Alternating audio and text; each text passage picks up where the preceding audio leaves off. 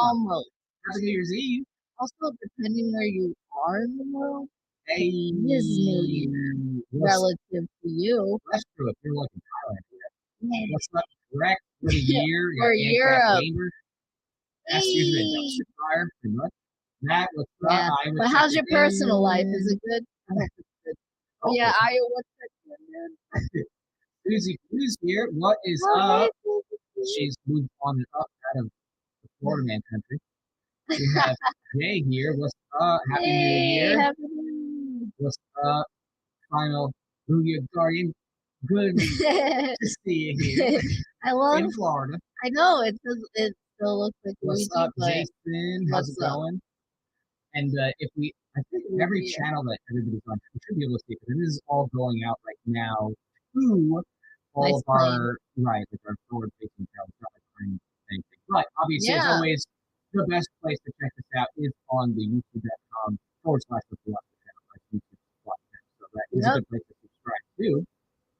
And we'll also say hello to everybody else popping in now because a lot of people come in.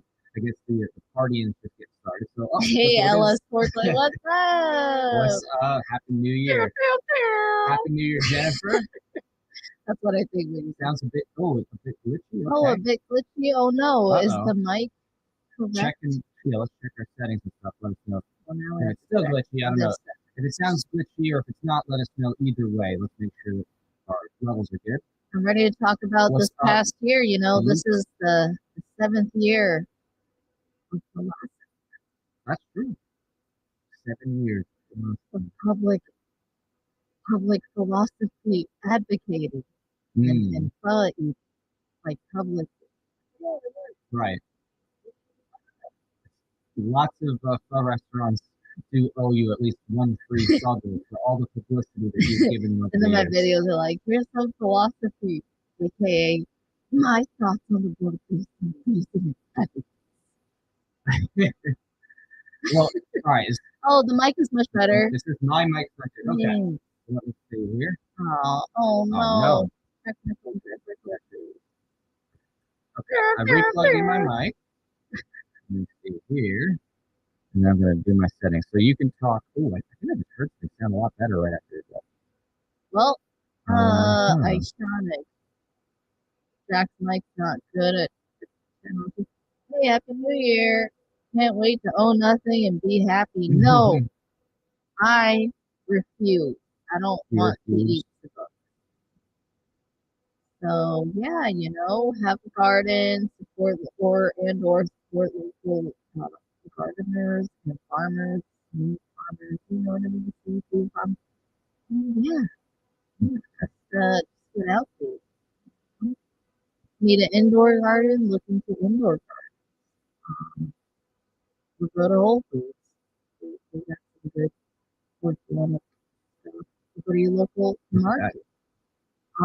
Yeah, so I'm thankful for that, I would say. And these past few months, we've been eating out less and just cooking a lot more at home, and it's really fun to like make gourmet and stir fry. Just this simple stuff like organic meat though and organic vegetables, and then especially when you make it. And then you make it for people you love, aka Jack at home with me.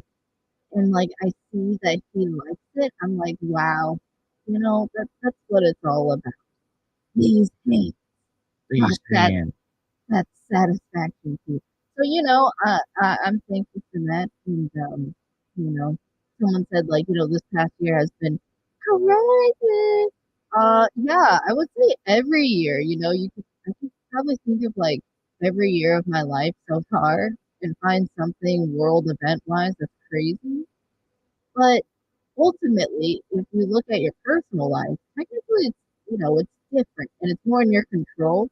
You can in some ways choose your personal relationships at least, who you choose to call friends, who you spend time with in your family and who you get to know. And I think that that's really empowering to focus on those relationships and the lasting impact you can leave, especially if you become a parent and have children. You can choose to be a loving kind, peaceful parent and leave a lasting, impression on that. And so, I believe that's my focus. I try to think of like, okay, how can what is in my control? Well, participating in the market, uh, doing things that I really do enjoy anyway, and fostering the relationships with people I really care about, and trying to improve them. So yeah, that's my focus. What's your guys' focus? So apparently, like, And how's Jack's mic? Is it better? Yeah, I just tried to change his things to make it better. So now I'm just trying to see if it's just better. All right, we'll see you in 2023. Apparently, I sound like an android.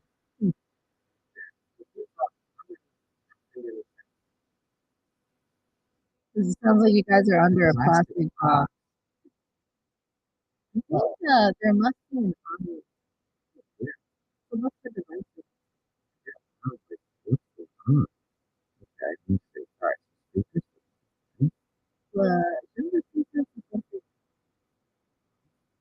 Check 1 2. Check. Okay, muffled. Huh. Isn't it supposed to say MX or something? See, Huh. The audio line. Let me see. What do you mean MX? Like check the settings. I thought it was like line. What's the mic? Can you look at the mic settings? So we have cam link. Oh, okay. No, the cam link would be the video, and then snorks. Much better. Someone said sounds or snorks, but now better. Okay.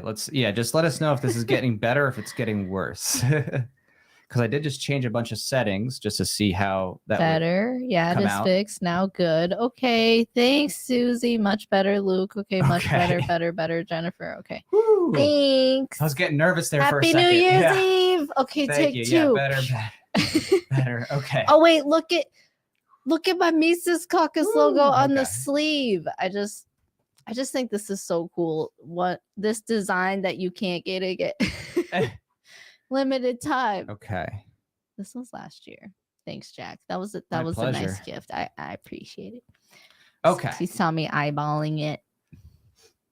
I did. Yeah. I was like, okay, now, we sound like humans again. Okay. So maybe it was just overdriven. That's what I'm thinking. You sound like humans again. Thank goodness. I think we may have just knocked up the volume a little bit too much or something. Okay. That is so weird. My hands are clean. What is with this collectivist language, Jack? You mean I? Okay. Well. So what are you thankful for, Jack? What am I thankful for? I'm thankful that I guess our sound is working again, because I was like, we got a sound engineer. I was like, okay. Yeah. So I had to go through all the settings processing, and I did one other troubleshooting, quick troubleshooting thing. So hopefully now everything sounds smooth as butter. Is it crisp? Yeah. Is it crisp? Crisp.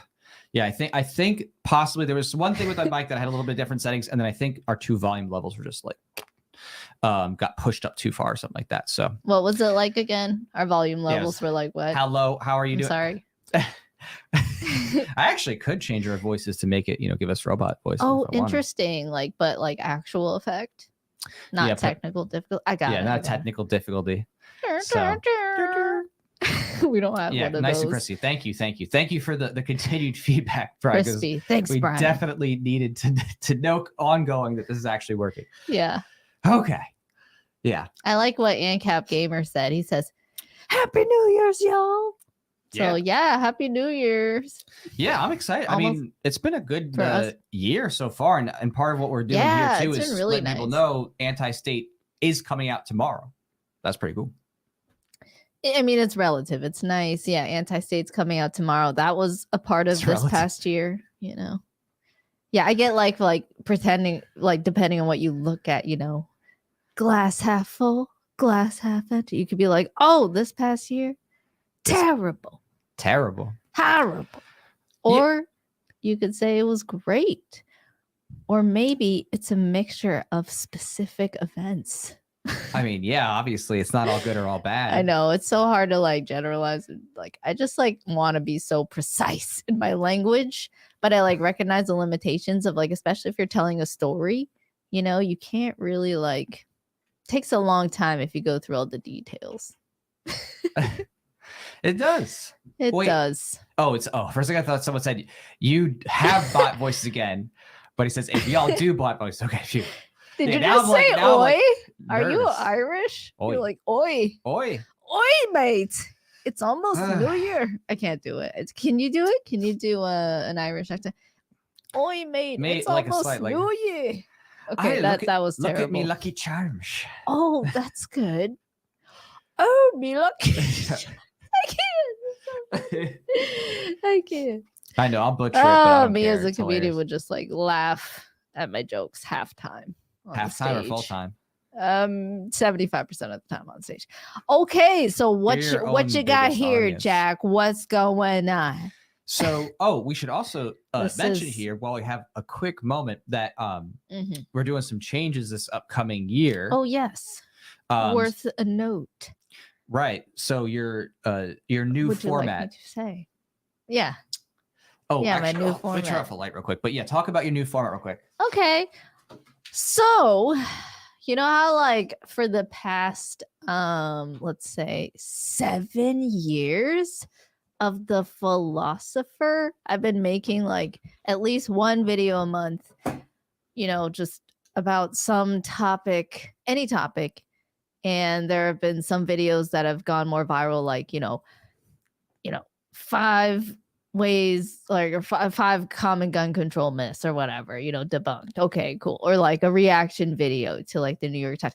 But it's just like short videos, you know, between 5 to 10 minutes long, really not that lengthy, but just really focus on the core principles about a topic and like my basic opinion and, you know, just, you know, quick summaries of my reason and evidence for why I believe certain things. And it's always been in that short format. So now what I'm going to do is switch it up and try something new starting in 2023, which is, tomorrow tonight. And so January is where we're going to start. And so every month I'm going to be trying a monthly live show. And it's going to be formatted kind of similar to the monthly videos in some respects, you know, especially with the producers who support the show, the supporters, just, you know, mentioning them, it will still be done. And there's things like that. But the format will be more long and it'll be live. And so there'll be more interaction and it'll be a monthly scheduled, you know, place for us to touch base, you could say. Come together, go over the agenda. But yeah, so I'm really excited to try that. It's also going to be a solo show. So as you know, or may have seen, if you've been here a long time, Jack over here has been my co-host, Jack and Pho, you know, doing this thing. And it isn't to say that we won't do Jack and Pho anymore. It's more that specifically the monthly videos are what's changing. So you won't see like a monthly video from me, at least for the time being, in terms of what I did before. Pre-recorded. I'll pre-recorded in that respect. Everything will be done live, like a true show. Now, on that note, though, kind of similar. And one thing I liked about the other videos is the ability to share. And I'm just gonna try clipping the different segments of the show, and we'll have different segments. You know, I can do screen shares to go over articles, go over, you know, evidence, look at things together. It'll be really fun, and to be able to take snippets and then extract the topics of what we cover. And especially in a stream, you know, often we cover so many topics. Like it could, you know, randomly we just for 10 minutes talk about peaceful parenting. And I just really want to see if I can like maximize my content output. So that's the specifics there. So if you have any questions, drop them in the chat. My supporters, my fans. It's almost New Year's. And friends and fam. Yeah, so it's fam, I think fam. Chris actually got it. He said like a philosopher Joe Rogan show. Exactly. So we're switching to a right a more Chris, live stream oriented show. So it'll be fun. And yeah, and a big part of that too. I'm is just because, excited. It's New Year's. Yeah, it's super exciting. It's just that like when it comes to like everything that's happening on social media in terms of like the algorithmic changes and stuff, like the short form video where it's just like in the 5-10 minute range, it just is dead on arrival. Like they've continued to kind of suppress those things. They've continued to go more to short form video or really long. So it's like you have Facebook, the little shorts and the reels. You TikTok, have YouTube, the shorts, Instagram, Twitter. It's all really short. Yeah, so YouTube Shorts. It's just going to be a little bit different, but it's also going to be awesome because we can both have the longer format and then do some clips too, kind of like what Chris said here, a little bit like what Joe did or other people do, where they do little clips and stuff like that from it too. So exactly, and I really take some examples from a show too, because I personally just like his format. It's very relaxed, and you kind of get a sense of the behind the scenes because he's like, yo, Jamie, put that up. Like, and you're like, oh, there's some guy there, Joe's doesn't have a keyboard in front of him. He's just sitting there and narrating kind of and presenting. And the other guy gets to focus on like bringing up the content and researching and stuff. So yeah, it's going to be exciting. Jack's going to be my Jamie over there. So that's going to be really cool.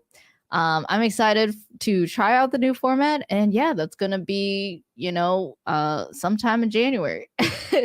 We'll definitely announce it. And James says, Happy New Year from Wisconsin, y'all. That's so cool. Do you say it like that? Wisconsin, y'all? Or how do you say y'all? You don't say it like that? Like Wisconsin. Y'all. Okay. Wisconsin. Don't you know? Maybe. I know I'm more like Minnesota, whatever. Wait, you guys don't say y'all there, do you? Y'all, y'all's very southern. Yeah, you don't. Right, you don't say y'all. So, 123 ABC here said, "Will every show have a guest?" And not necessarily. Like every show will be focused like guests, though, on it, right? On a specifically covering a main topic that's chosen by supporters. Doing Patreon, Subscribe Star. And then, of course, other things in current events. So there'll be something that's like chosen by people, behind the scenes there. But then there'll also be elaboration, different things like talking about different, things going on in the world, stuff that's going on politically or socially, whatever.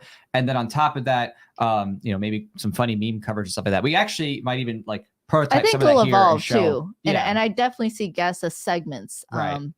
Like, so Joe Rogan, right? Him is specifically, it's a guest, and that's the whole show. So I won't really be like Joe Rogan in that regard, where it's like the focus of my show is a guest and an interview of someone. The focus is going to be on philosophy and topics. Like it's still going to be like Jack and Pho, but just like, Jack's right there. He's just like focusing on, orchestrating the show, and I can focus on presenting the content and going through everything. And so I specialization, I love specialization. So I'm excited to try it. And I also like maximizing efficiency and driving efficiency. So, that's going to be a thing. Like instead of one video, you may extract many clips, several topics instead of one topic, one video, right? Every month. It's like, could be multiple topics, multiple videos to share, and across a wide range of mediums too, because now you can have different dimensions, all that. So, and captions, whatever. So I'm excited. It's going to be a lot of new things to play with and to try and just spread the culture more. I mean, frankly, that's what we out here doing for the past 7 years is trying to spread the culture. Like, just try to like get people to be like, okay, stop killing each other. Just stop. Like, God, why can't we just create and have delicious organic beef and chicken and broccoli and mushrooms? You can tell what I ate this past week. And goigoon with fish sauce or peanut sauce. If you like, Jack, you don't like the fish sauce, I get it. It smells. Right? It's pretty. I know it takes it. It's an acquired taste, the stinky fish. Okay, but he tolerates it. Oh, and we've been married a year. I'm thankful randomly for that. I'd like to. I mean, I survived another year. It's been crazy, but Survive, you did. Survive, I did. It was one hell of a ride, but we did it. One heck of a ride. 2 rides back to back. One heck of a ride. See how I said heck? Wait, did you say heck or did you say hell? I didn't say anything. I'm just here. Did you say hell? Oh, it's been one heck of a ride. Oh, you did? Yeah, I think so. Oh, you did? Unless I just forgot. I don't even know, man. I'm like, shoot, did I make it not family friendly anymore? Oh, well. Why am I sitting here? Ironark. Why am I sitting here at 5:20 a.m. watching an ANTISTATE stream? I need to think my way of life and sleep better. I don't know if that's how you talk, but cool. Well, hey, Happy New Year to you. I told you, somebody, somewhere. It's New Year's. Hey, Randy, Enderle. Rap Brown. Yo, my people. Hey, what's Drop up, Robert? a rap. Hey, Robert. What's up? New Year from Florida. Philip, because you a real one. Oh, thank you, dude. Thanks. Happy New Year's Eve. Will there be King Coke? I don't know what that is even. What is King Coke? I don't even know what that is. Oh, King Cake. Oh, King Cake. But I read that at first when I saw the salt. I thought it said King Coke. I was like, what's King? I don't know what King Coke is. What are these kids smoking? What are they thinking in a campus stand? All right. Yeah. So what's that? King Cake? I don't know. What's that? Someone's got to elaborate on what that is. Like, first, define cake. Define king. Define cake. Please. Oh, good. Oh, we have a good affirmation that you're able to fix the audio. Yes. Yay. We are able to. Thanks, Jay. Jay's like, I came back. Yeah. Thought. He's like, I couldn't bear my ears. They were torn. It made me sweat for a moment because I had to troubleshoot like 3 different layers to like figure this out, make sure that we got it. So we did it. Troubleshoot.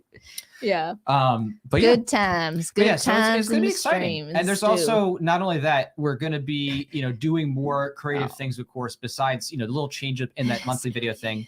We have plans for at least one more music video for next year. Obviously, we'd love to do more, but we have to. Can we say the video title? No, we cannot. That is top secret. Okay, well, here's a hint. Yeah. So, I'm gonna do that more because it's New Year's Eve. Don't worry, I'm not gonna do that in every monthly live show from now on. Actually, like I can't guarantee. No promises. No promises. But New Year's, why? Why the neutral face? Why? I know, like, some things are going good, some things are going bad. I get it. But Happy New Year, homies. We're going to be doing at least one new music video. Obviously, we have a few creative projects too in the works in terms of publication stuff, voluntary stuff, a new thing. We have a new special kids book thing that we're working on. That is going to be quite the interesting release. So no details beyond that, but I can tell you it's going to be pretty wild. And the sound effect, that's all you get.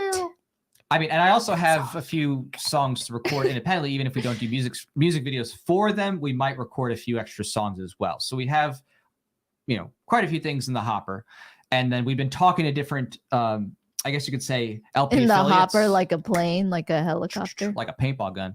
Oh, but I didn't know. Or it could be something else if you want. But the various different event places have been, talking with us. I'm not sure what'll materialize, but we have been, talking and seeing what can happen in terms of us doing speaking or performances and stuff like that. We'll see what happens. Not sure, but if you have a specific event as well, if with your particular affiliate or group or whatever it is you're doing, you feel free to hit us up and see if we can make something work. But we're definitely keeping our eyes and ears out for that as well this upcoming year potentially. So it'll be fun, but it'll be busy. It's going to be a busy year still with creative things. So. Definitely. On that note, someone was mentioning that, it seems like this past year, some folks were underwater, and that's true. Like I personally, I do understand that for some folks, it was really rough this past year, just, with inflation going up of prices and, the Federal Reserve just continuing to print more and more money and the spending going up and up, sending money to Ukraine. I mean, there's so many things the government is doing.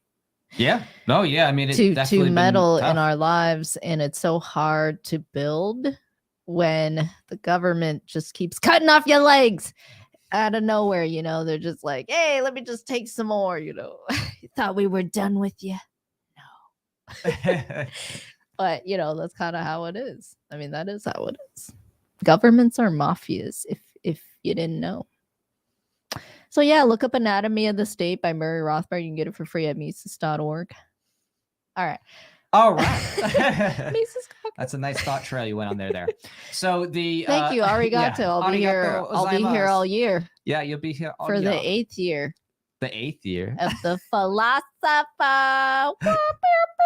She already lit. But yeah, I mean, obviously, lit off our life. Yeah, obviously, what we can't, predict all the things that are happening next year in terms of government malfeasance, because as you've seen, they're already trying to do all kinds of things again. The reignition of like, oh my gosh, something bad's going to happen with viruses. You better start throwing on 10 masks, and they're trying to do this again, even though everybody's all over it. So I wonder if most people are tired though. Oh, definitely. Most, just like overall majority across the United States is done with it. They're this early. Yeah. Yeah. Absolutely. But again, they're trying. So it's going to take that next cultural wave of resistance, like happened before. And it's going to take a lot of people just saying, no, I'm not going along with this. And definitely staying vigilant. I mean, when I mentioned fighting, and trying to spread the culture, it really, every day, technically, it's always a culture war out there. And that's not new in human history. It's just the mediums by which we can try to advocate for our cultures has just changed, has transformed. But the aspect of humans trying to change each other's minds and convince each other, my culture is the way is how it's always been.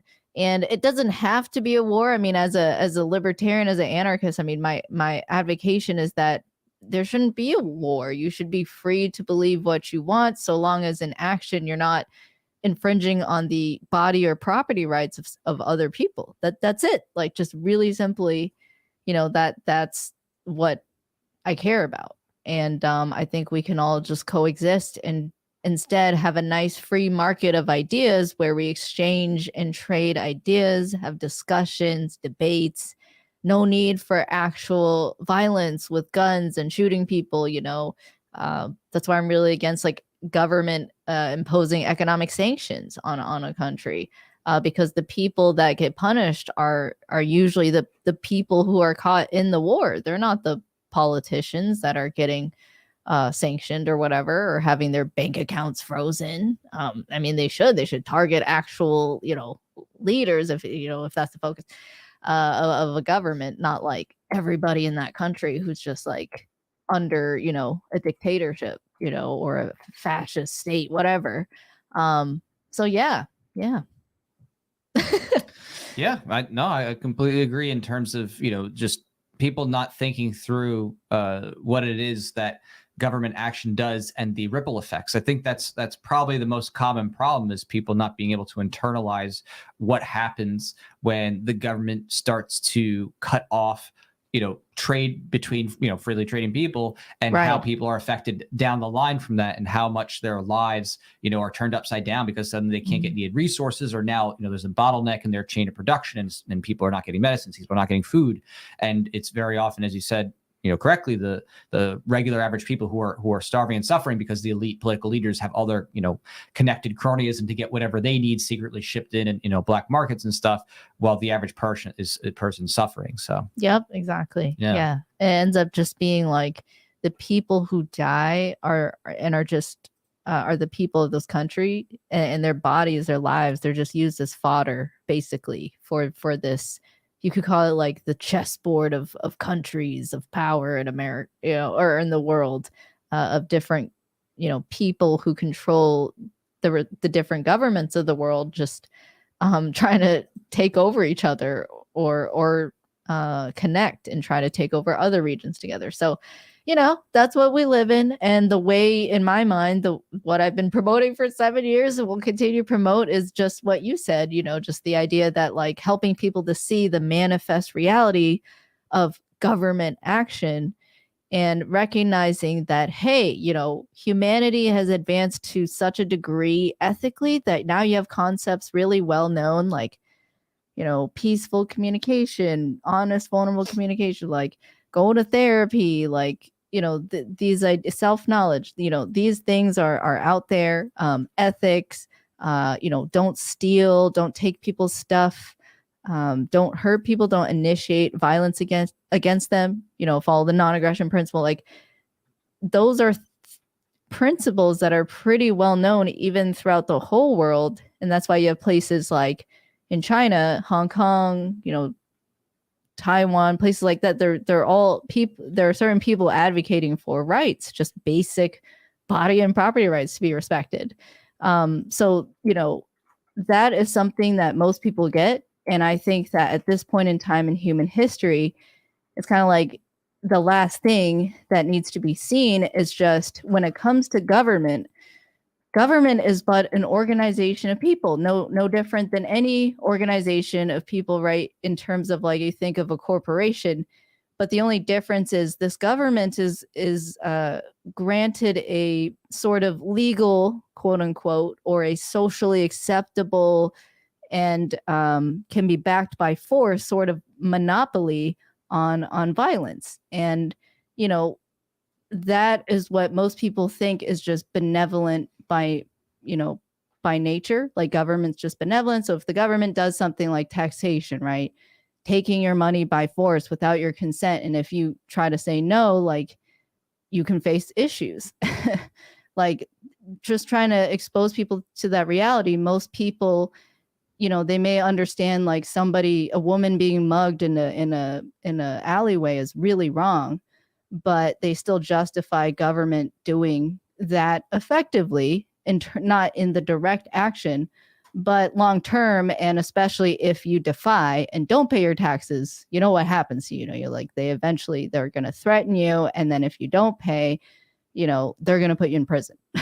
You know, even really rich people like Irwin Schiff, Wesley Snipes, like, they're put in prison because they didn't pay, you know, these taxes. So that's ultimately, like, my mission is, like, to try to help people. And that's what I mean by this culture. And that's kind of like that last really big cultural push, in my opinion, in humanity, is because, like, otherwise I think most people get voluntary trade. Most people get, you know, my stuff, don't take it, you know, especially in America, you know, and in other places like Hong Kong, where they really advocate for it. And in some places in China now, just standing up to the lockdowns, you know.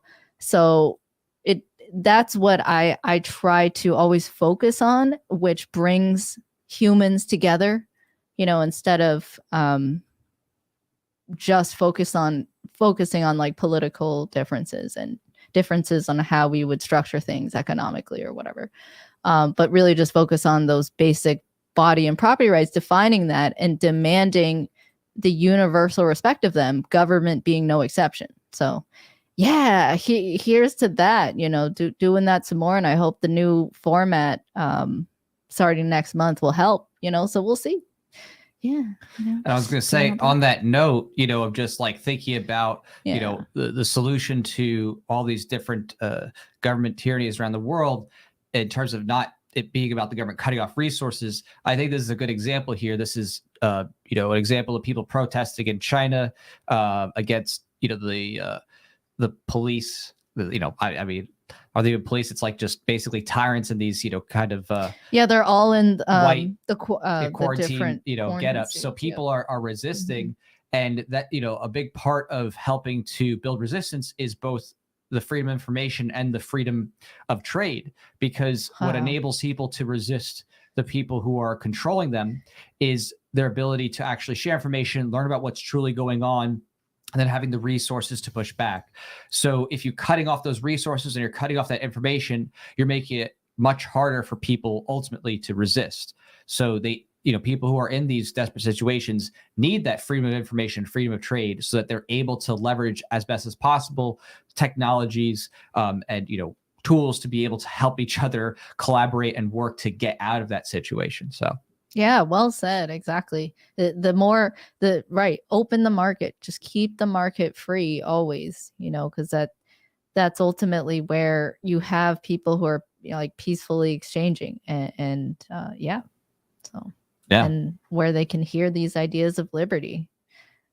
So especially if they're under a dictatorship. Yeah. Oh, yeah. I mean, especially so. It's pretty sad what's happening over, in China, because it's they good to see continue them have, fighting back, but it's not the same as if, like, for example, if Americans, especially in Florida, for example, were to fight back. You know what I mean? Like, it would be bloody. I mean, it's getting bloody there, but it's they're like throwing, blunt instruments. It's not as directly lethal, and things like that, and it's getting really dire for them. Whereas the government, of course, has all the guns, and so that's where, when I see a clip of some people rising up, well, what happened at the end? Did they take over, or the police gone, or were those people actually rounded up and put in the various, literally, like, Holocaust camps in China, across China? Like, they have railroads leading to massive camps where they keep people. Some places have had their lockdowns like removed and stuff because of all the disruptions like this. So there has been like points of like basically, being a local response and be like, oh, okay, fine, we're just going to open back up and say it's over in certain cases. But it's not enough. It has to keep going to the point that the culture changes and people say no. Like, yeah, definitely. Not in Shanghai though, right? Shanghai's the capital, so, and that's like one of the biggest cities.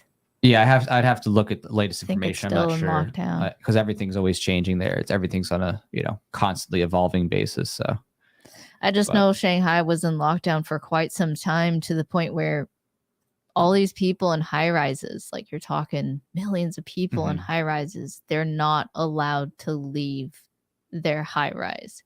Yeah, and they're welded in. It's insane, and it's interesting. I've seen some things where apparently there's some folks online on like the Chinese app, a social media app, Weibo, or I forgot what it's called. I don't use it.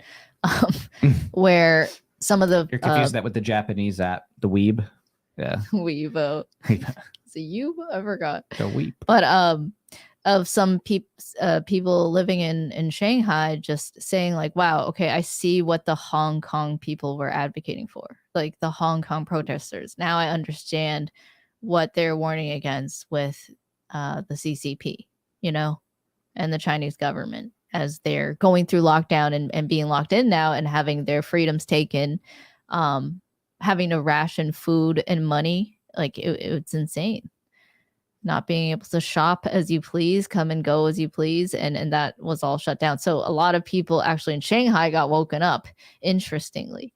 And they've also been building kind of like the idea of like, sometimes it takes the pain to change, the pain to change to be less than the pain to stay the same. It's like things have to suddenly get so dire for some people to really like kind of wake up, you could say, to the nature of the world, the truth of government, and the actors and violent actions going on.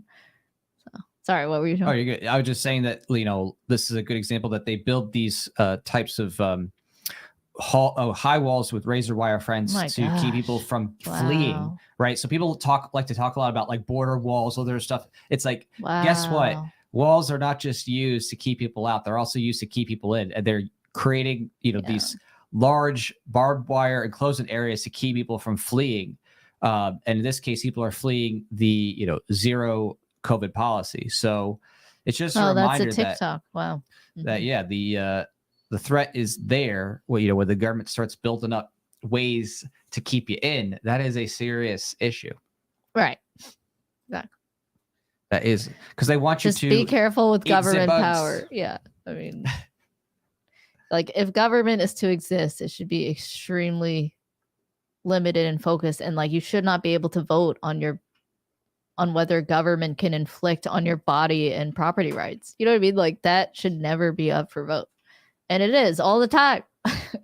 Right. Like, however often stupid Congress convenes to vote over whatever with their bloated salaries, where they vote more, vote an increase in their own salaries every chance they get, Yeah, no, absolutely. So, yeah. All right. Yeah. We're going to keep zero Just like China has a zero COVID policy, we have a zero government policy. Our goal is to reduce the size, scope, and power towards zero. So bring it back to the individual, you know? When people say like power to the people, it's like, okay, power back to the individual, right? Like just the fact that you as an individual can have freedom of choice again, and to actually keep your property, you know, that you justly acquire, like that. That's what we're out here fighting for. That's what we're out here. All right, fighting what for. are you showing on your screen? And we're also all these horrible images for the kids. The kids. Because, well, so you know, basically there was this Reason magazine article posted, and it was talking specifically about today, you know, or no, yeah, 2 days ago. Yeah. So they said the exaggeration of what's happening at drag shows and the political response to it give all the hallmarks of a moral panic. And it's an interesting topic. What a thing to post right before doing whatever. Yeah. And it's interesting because these you know, these kinds of framings really miss the conversation that needs to be had about what's actually going on at these things, right? They're trying to be like, oh, you're just having a moral panic. And it's like such a label too, right? Where's the argument? Give it all the heart. If you read it in a British accent, then you can kind of understand the sophistry. The exaggeration of what's happening at drag shows and the political response to it give all the hallmarks of a moral panic. Right. I mean, the political response is one thing, right? Mm-hmm. That's government action. That's like, okay, government shouldn't make a law. Right. Government's not the solution to this. Yes, exactly. But right. So, you know, obviously as libertarians, voluntarists, ANCAPs, we look for non-state solutions to problems. And this focus here trying to pretend that this isn't a problem, like as if, oh, okay, independently, this like is a social, right. This isn't a social problem. Yeah. I think that's downplaying the reality. And so I had responded to this, you know, just saying, you know, if it's okay, just moral panic, why does your post like that look like this, to be honest? And this is, you know, showing someone with their fake things. It's a guy and their fake little round thingamajigs. You know, so it was kind of just poking why is it in a box and why is it being open? You know, like that is clearly sexual. And anyone who thinks like, oh, an all age drag queen show is not sexually grooming that child for predators is silly. I think it's obvious. Like the point of drag queen shows are to be very exaggerated in the sexual aspects that makes up a woman, you know, for men to dress up. And that's why he had fake boobs. Like those were like too round and they look like balloons, you know, they're painted on. But like, you know, they're doing that to be like, hey, look, and then just kind of like do a show about it. There's nothing wrong with the show itself for adults, but to say, hey, I need, you know, you should have kids coming here, and to not see to not understand that kids are very impressionable and would see that, you know, those sexual acts and be impressioned by that and may even mimic it, right? Grooming them for sexual predators. That, you know, I think those people need to learn psychology or understand like childhood development in children, right? Like how impressionable children are and how they need to be protected. And that sex, you know, regardless if it's straight or lesbian or gay, whatever, should not be a topic or seen by children. Children should have a childhood. They should enjoy the world and you know, explore the world and not be preoccupied by their sexual body parts or the sexual body parts of others. Like that should not be a thing for children. And that's the focus here, is like you can separate and have a different opinion of that government shouldn't, you know, suddenly say, okay, you can't host an all age drag queen show, right? Or like suddenly, you know, you need to take these kids from parents who would take them to these all age drag queen shows, right? That's different. Like you can have a difference of opinion there versus also saying, hey, like, I just don't agree. I think socially that's wrong. That has ramifications and it's detrimental to a child's development and should not, you know, I would talk to those parents and be like, hey, what are you doing? Like, why do you think that that's okay for your children to focus on that? Like, why is that such a focus for them, for you? Like sexual things. And yeah, so that's what's needed, I think. Frankly. Right. Yeah. It's kind of bizarre that, and at least at this time where you have a lot of scientific knowledge about how certain things really impact kids, and then what leads them to mimic it, and then to start to play and experiment and do these things that would obviously lead to inappropriate touching with them and maybe other kids, or possibly with adults, like accepting certain behaviors. It's really kind of odd to not just see that connection as being, okay, this type of more mature, sexually oriented performance, which is just basically a dude strip show in a sense. How that is really an adult oriented entertainment thing. I mean, it's like it shouldn't be that controversial to be like, yeah, this is not really something for kids. This is something that's gonna lead to them having weird complexes about their form and how they touch themselves and what they should do to express themselves in ways that's just inappropriate, and of course creates potential new traumas for them in how they act it out with others, especially in play. You may not be able to guarantee that a child never does anything, inappropriate touching, and like just unwittingly or unknowingly, because they're just learning about their body. But to be like, oh, well, we're going to push this onto them, so they're thinking about it and mimicking it and making more opportunity for that to become a thing. That is really disappointing to see that, like, they didn't think about that when they wrote this. Like, maybe we could take a more reasonable position here that okay, the government's not the solution, but this is not child appropriate content. Yeah, it's like, I agree with whoever from Reason wrote this article and made this post, that I don't agree with what DeSantis did. You threaten somebody for property rights for it's ultimately the parents who are choosing that for their children, right? And that's where you have this complication here of like needing to preserve parental rights as direct stewards over their children, and the ones closest to their children with the personal relationship. Like, right. As long as that kid's not like, please, like, save me, you know what I mean? Like I don't want to be here kind of thing. Like, it is a difficult social situation if you were if you had like knew someone from high school or whatever who did this, who brought their little children to a drag queen show, right? You would have some moral quarrels with them, but would you then say, okay, government ought to threaten to have their kids taken away or something?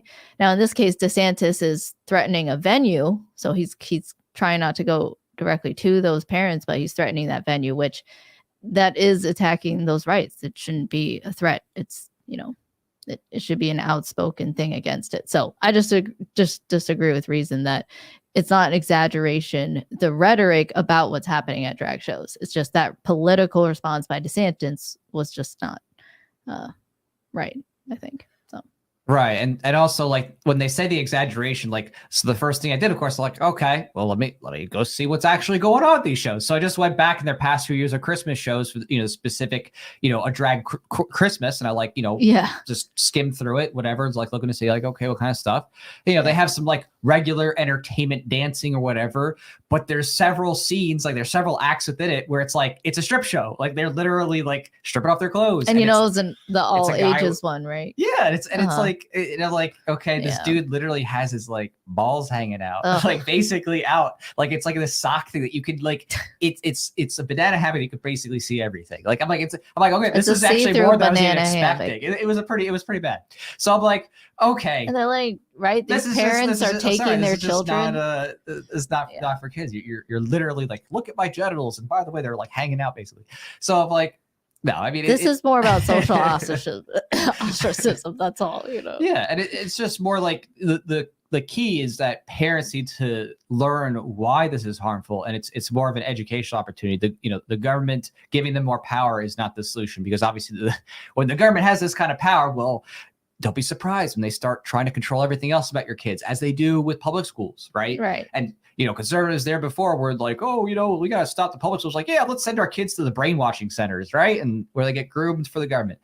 So it's this really terrible, kind of slope that's it's not a slippery slope, it's just the slope you go on it, that you give government power to intervene and to this degree in parental choices and stuff like that. It's just after that, it's, the government's going in and after everything.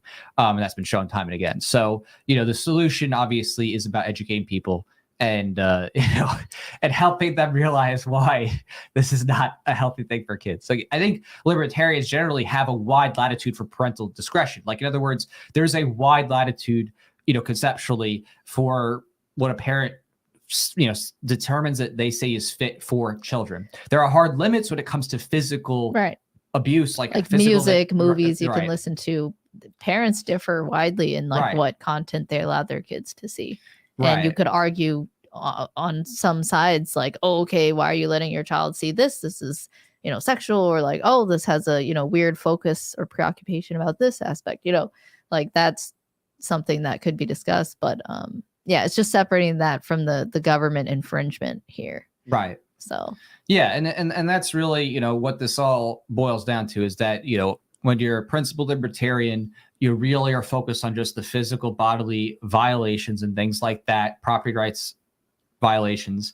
So obviously libertarians are unified and like, you can't just cut off your child's arm just because he's like, oh, they look better without their arm. You know what I mean? Like, there's clear lines as pertains to, physicality and harming children and protecting their bodily that's autonomy. Like an actual body and property rights infringement. But the part that's like, okay, if the child goes, I don't want to go. Like, don't put me in here. And the parents like forcing their child to watch. There you go. That's an actual like property rights violation. But like in the weird part, like these parents in some cases probably, groom their kids or just say, hey, it's going to be fun or whatever, and get their kids excited. And that's how they get them to go. And then the kids are just like, what? And they just don't know how to process it because they're kids. Yeah. Right. And can they even voice to their parents who they like respect and admire, I don't want this. And even though they may have like a good time together, right? Their parents are looking at them laughing, ha ha ha, look at that. Right. Isn't that fun? They're mimicking. Yeah. Exactly. It's right. It's like, it's like seeing, in some social situations that I see that I think is similar. It's like seeing, for example, some parents where you have, I saw like polyamorous relationships, like, so not just like a mom and a dad, but also like another woman or man. And then that that the children are like, okay, I'm supposed to call them father or mother too. Like, I find that really detrimental. But do I say, okay, the state needs to rip those children from those parents? Like, that's the gray line of like, okay, how do you make sure that body and property rights are preserved, right? The kid's not being like tortured, but it's like that psychology, that's the kind of gray area, like the psychological treatment, how to really define what is abuse and what would warrant physical response to protect a child. You know what I mean? That's where I see is that line where I don't think the government is supposed to like infringe there, because it's not black or white, those cases. Yeah. Well, I mean, it's something. Yeah. Right. It's when we're talking about things that are subjective in terms of like, okay, on what line, continuum line can a child handle certain content? There is going to be disagreement about, what specific point. And that's why it's like, it's not the government's job to like figure out exactly what is the most appropriate or inappropriate point. Parents are the ones who are responsible for kids. They're ultimately the ones responsible for any harm that happens, and anything that happens with their kids. So, the key there is just helping parents understand what those things are that are unhealthy, or could lead to like really horrible outcomes with trauma for kids. And as much as, it's terrible for kids to have a really unhealthy diet, right? A parent is free to give their kid Lunchables and tricks, which technically I would argue is like killing your child, like giving them like high fructose corn syrup, lots of fat, like really. If your kid's overweight, young, and they're eating all this food, I mean, you're shortening their life. Yeah. So, but the thing is that is a latitude that people have as parents, but it doesn't mean you take your brain and you check it at the door and say, well, just because you may have the ability to do this, is that a wise idea? Hey, don't you want to see your kids a little on the healthier side than on not being healthy and having early type 2 diabetes, something like that, right? So I would label it as like a sort of social issue. That's social issues are not for government to dictate with their guns, because that's what government has. And so it makes sense for government, if it is to exist, is to use its guns to protect or follow up on body and property rights. That's it. Like everything else outside of that is that area where it requires a cultural social change and people being advocating that. And that's where I mentioned the free market of ideas. Like that's why it matters. And yeah, like nothing's going to be perfect. And what you have today is crazy. I mean, like, right? Like this, like my personal life was on the up and up, but like the government, what the government's doing is just progressively worse and worse. And those in power, I get it. Some people in power, they're literally grouping together to see how they can enact more economic turmoil and gather even more of the wealth in the world. I get those shenanigans are going on. So we also got to call those people out. Yeah, exactly. Right. They're the problem. I think like humanity wise, things are on the up and up. Culturally, it's just like trying to get people to get it that government is in the way, how governments are today. Well, yeah, and I think I agree with you that there is something happening culturally, socially, where in as much as you're seeing horrific things and terrible treatment of different people around the world, you're having an equal growth in the opposite direction. People waking up. I think you're having a mutual coexisting, concordant thing where you're having people become more aware and having more self-knowledge and learn about philosophy and peaceful parenting, about communication, individual rights and liberty. Definitely. But you're also having people who are going down a really dark and scary path as well for themselves, in terms of, as we were just showing, parents who are so oblivious to their child's mental state and the impacts it has on them. And they're them. so focused on that cultural war of like, oh, I got to support LGBTQ and like have like basically get my kid to accept all this. Right. They themselves, in my opinion, probably parents who they themselves were indoctrinated to think like, I must be a cultural warrior, an advocate. Right. In the process of them trying to show that they're tolerant or that they're, a part of the change. Right. They're ending up doing things with their kids that are just wholly inappropriate. They have no sense of boundaries or sense of ripple effects of what happens. Yeah. Right.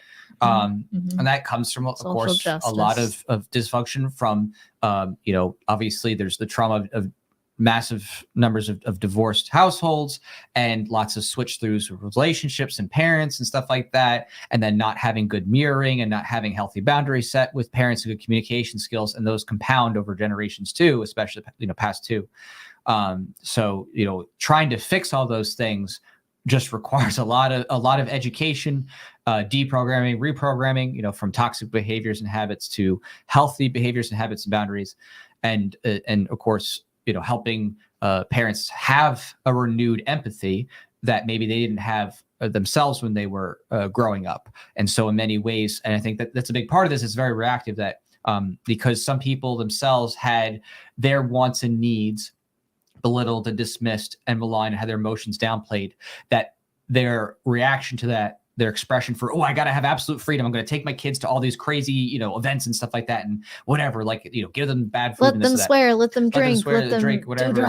Right. And not that, whatever. I mean, someone like, swear, whatever, but it's just the idea that they have no healthy boundaries. They have no sense of, okay, well, how is this going to affect my kid? How are they, going to, think and so on and so forth. So, this is not like a Puritan moralist argument here. This is just a matter of thinking about how one's communication and empathy and boundaries, how they affect a child's emotional, mental, and physical well-being. Right. Yeah. So, that a lot of that's been lost over. Well, I mean, I guess in some ways it hasn't even been gained, but some of the good things that had been coming up and up have been lost in the 20th century, and now it's being rediscovered in terms of those ideas of boundary settings. And then I would say the discovery, of course, the big discovery is people recognizing that using a shaming and emotionally alienating way of talking to kids, which is fostered by the schooling system. It's because this high pressure, you have to be here and do this all day or you're going to be a failure in life. That really distorts everything with a child's natural learning and development. I think that's created a very toxic environment that has to, be overcome. And that has to start with parents. They have to work on themselves before they're, really applying that with their kids. Yeah, definitely. And, I mean, that's been my focus for the past decade plus since I learned about these concepts of like, self-knowledge, nonviolent communication, peaceful parenting, and trying to just understand childhood development and the needs that children have in order to develop into healthy adults, both, physically, but also emotionally too, and psychologically. Like how do adults who are confident in themselves, like productive, care about liberty, respect others, but stand up for them, also able to defend and stand up for themselves, like how are those people created, right? Like from what I've seen and experienced, like it time and again, like it's what's reinforced is the idea that it comes from a childhood where your rights are respected, your sovereignty is respected, and you had parents who really loved you and helped to show you what your like help talk you through your emotions and what's going on in the world, and really help guide you, and show that you're not alone, as opposed to like maybe parents who just abandon you, or maybe they don't abandon you, but they're like, verbally abusive, calling you names, shaming you, or if you like run up to them with a feeling, they tell you, stop feeling, like, say some platitude like boys don't cry, whatever, and just ignore you, and you just feel alone. Like those are all the foundations of why there's so much violence in the world. And throughout human history, that's been the reason why it always starts in the home. How people were treated, what was imprinted on them while they're growing up, whether it was violence or peace, is what usually they will be imprinted to carry out moving forward, unless some radical change, like, causes them to shift in worldview and their perspective. So yeah. Hey, Blaze, thank you. Happy New Year, liberty-minded people. Yeah. Cheers to that. I like to say Liberty fam.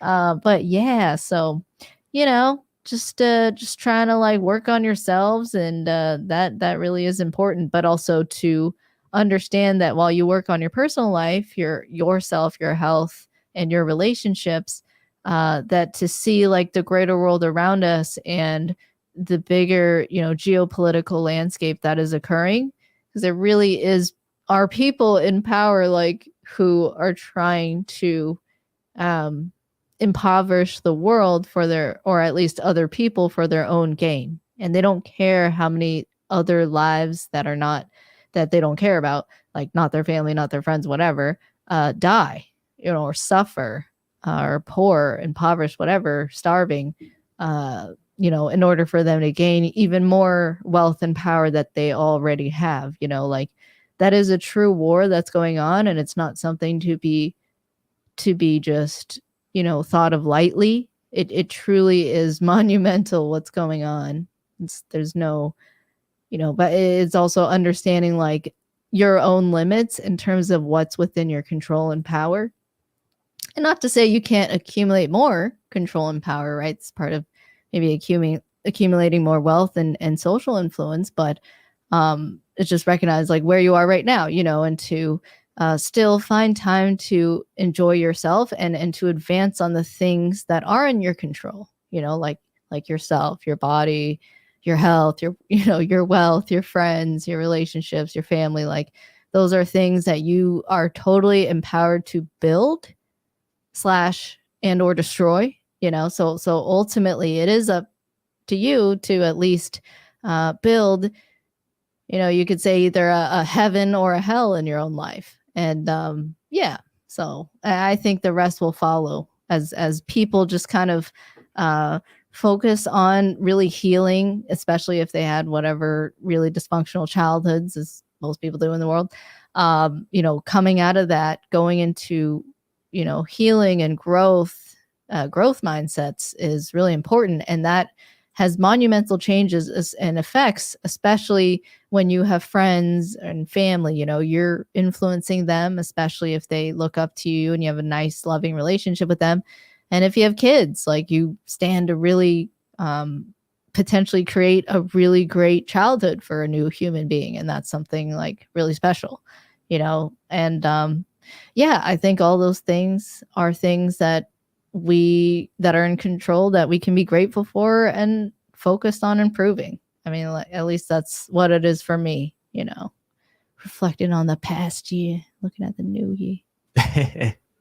Well, definitely. Well, yeah. Wow. Yes, freeze. I guess that's a new segment. Yeah, that's gonna be fun. I just experimented with that. Here, I'll do it again just because. So you can. Yes, freeze. Memes. Funny memes. See, like, I wonder what that means. Like the noodle soup pho, but funny. So yeah, let's look at some funny memes. Let's look at some funny memes. Let's do. All right. Let's see. Okay. Should I read it? Oh, okay. Okay. Dairy Queen. Scream until daddy stops the car. So we're taking a moment for a little funny break. What does this mean? Dairy Queen. Scream until daddy stops Dairy the car. Queen. Scream until daddy stops. Can you explain? It's just funny because it's literally trying to say, oh, get the kids to get your dad to stop and drive into Dairy Queen. Oh, I there. get it. Yeah. I don't get the double entendre, but that's what worries me. Okay. But okay, I get it. That's kind of funny. Like, ha ha ha. Get your dad to come to Dairy Queen. Okay. Sexual groomers. Okay. Okay. Are you good at algebra today? 1021. Yes. Why today? 1041. I was hoping you could replace my ex without asking why. Today 1214. Oh, holy shit! I like that one. Today 1230. You probably know how to tan, but I can teach you how to sin. Some of these funny. are ridiculous. That's nerdy. So nerdy. So nerdy. That's funny. Oh yeah, the Elon Musk bedside table one. Oh, okay. I thought yours is better. Well, what I noticed was it doesn't have a trigger on it. Where's the trigger? Yeah, because this is just a little like prop from it's a the prop. game, and then this one's Dude, this guy doesn't need a strap. Are you serious? This guy doesn't need a strap. This guy's like surrounded by neural networks. Oh my that goodness. Look around the property, detected animals and people. I'm just kidding. That's all right. We'll go to the next scene, but I just think it's hilarious, the Coke. Yeah, the Coke kids. Okay. Nick so says, much. "Love you both. Thanks for being so amazing at Based. Happy New Year from the Netherlands." Nick. Thanks, Nick. Appreciate it. Wow, Happy New Year from the Netherlands. I like that it's 22. Is that pound? Euros, Wait, no, it's euros. or pound sterling? Yeah, no, I think I always it's mix not it up. L shape, so it's not pounds, right? That's euros. Oh, that's euros. Whoa, thanks, Nick. Cool. Thank you. Yeah, we're gonna keep it going for Liberty. Thanks for calling me amazing and beast. You're so based that you're practically a turkey. Thanks. Oh, this one is a good math one. I wanted to see who can you get this one. Okay, I'm on the spot. My math. Okay. There are, oh my gosh, this is reminding me of trauma. Speaking of public school, there are 4 open parenthesis log of base 25 to the 5 types of people in this world, those who understand logarithms and those who don't. So there's 4 something to the, oh my gosh, this is like remembering stuff from SKU that I never use. Yeah. This is showing the bias of whoever selected these memes. They really love math. And double entendres. Oh my gosh. If you understand the math and double entendres. That should be your next meme page, Jack. I love math. And double entendres. I bet you would get a lot of follows. There's a lot of math freaks. There are. Out there. Okay, read it. Well, just I mean, again, I'm sorry if you weren't looking for math, it's too late, right? So I wasn't looking for math. Well, remember, right? If we have a logarithm, Jack's just reminding you of why you hate school. This is why I hate school. Log this is why you don't impose learning. Okay, cool. Why do I care? Okay, no, just saying. It's just asking kidding. Us, right? If we have log of 5, right? It's going to equal, right? Equal what? What is I don't remember logs. You don't remember logs? You mean log of 5? You mean you get 5 logs? Cool, 5 logs. Okay. No, that's not it. Well, basically, how many kinds of people are there in the world, right? Oh, how many kinds of people? Right. 2? It's 2 types, right? Because remember, if you have log to a certain base, it's saying 25 to what value equals that. But again, since there's a 4 on the outside, it's actually 25 to the 4. So we have log of 25, to the 5. And I'm going to make it to my algebra test that I don't have tomorrow. Log 5 equals 25 to the 4. Or because this would come out to the to over here. Right? I think someone put the answer in there too. So log of 125. Oh, Delta Zulu. That looks, I like Final Lugia's comment. 97.855 types of people. I should have understand how it said those who and those who whatever. I should have just understood too. Now I get it. Now that you're like, what is the answer you're trying to solve for? I'm like, oh, it has to be 2. Right, because there's 2 types of people. And Tony's like, please, it hurts. Exactly, kids. This is why public school needs to be abolished. We need self-directed learning where you don't have to learn things by force. They have nothing to do with your life. Okay. So, but one person really gets it. All right, let's move on. All right, we'll leave it alone then. We get it. It's 2. All right. Okay. When a customer is eating a meal ordered extra spicy. Why? Shouldn't it say like when a customer that like is being a doo-doo head is eating a meal ordered extra spicy? Then that'd be funny. But if it's just a customer, why are you doing that? That's like really sadistic. So like for any old customer, why? So what's the ethnicity of these people here? I thought Mexican and Chinese, but I guess on closer look, maybe they're Viet, maybe? No, I thought they were Mexican. No, I thought Chinese for a second. The guy on the right? This is definitely some Viet. Is he Chinese? Oh, definitely. I can't tell. I think, but the guy on the left it's is whenever someone asks for extra spice and they give it to like the the white person and they're like, oh, okay, can you handle the spice? I can't tell. You can't tell. I couldn't I'm tell. the only one who could tell. That's funny. Okay. New year, new me, mental issues in favor. American Psycho, gosh. That is a crazy show. Good commentary on things, for sure. That's funny. Things I want to spread in 2020, and you just add the 3. Okay. Butter. Likes. COVID? You're gonna spread COVID? That's horrible. And anarchy? That's horrible. That's like literally like the worst association with anarchists. That's every stereotype. Oh my gosh. I don't think this is a meme, but I like it. Is this anime Peter Griffin? God. I'm just saying this is peak fantasy art, and if you disagree, you're a bigot. That is fantasy art, and the guy's name is I am Kawaii, like kawaii. I am like cute, kawaii, but he spelled it wrong. Okay, in romantic. Okay, no lockdowns. Dox them, fire them, jail them. No lockdowns. Brave freedom fighters. I mean, like, yeah, exactly. The latter true, but the before, yeah, what? and yeah, Pacific Northwest Liberty in the house. Well, it was just a commentary here because it's like, oh, okay, right. All these leftist, news reports like, oh yeah, fire. Gosh, that face is so scary. That would haunt me in my dreams. Okay, Yeah, right. That's a good point. Okay, Big Bird's brain. Would y'all still eat this? My name was Chloe. I wanted to live. Your personal choice killed me. Don't buy it. Scotch fillet steak. I would look for one with my name on it, like those Coca-Cola bottles. I would definitely want to get a steak that has a name on it.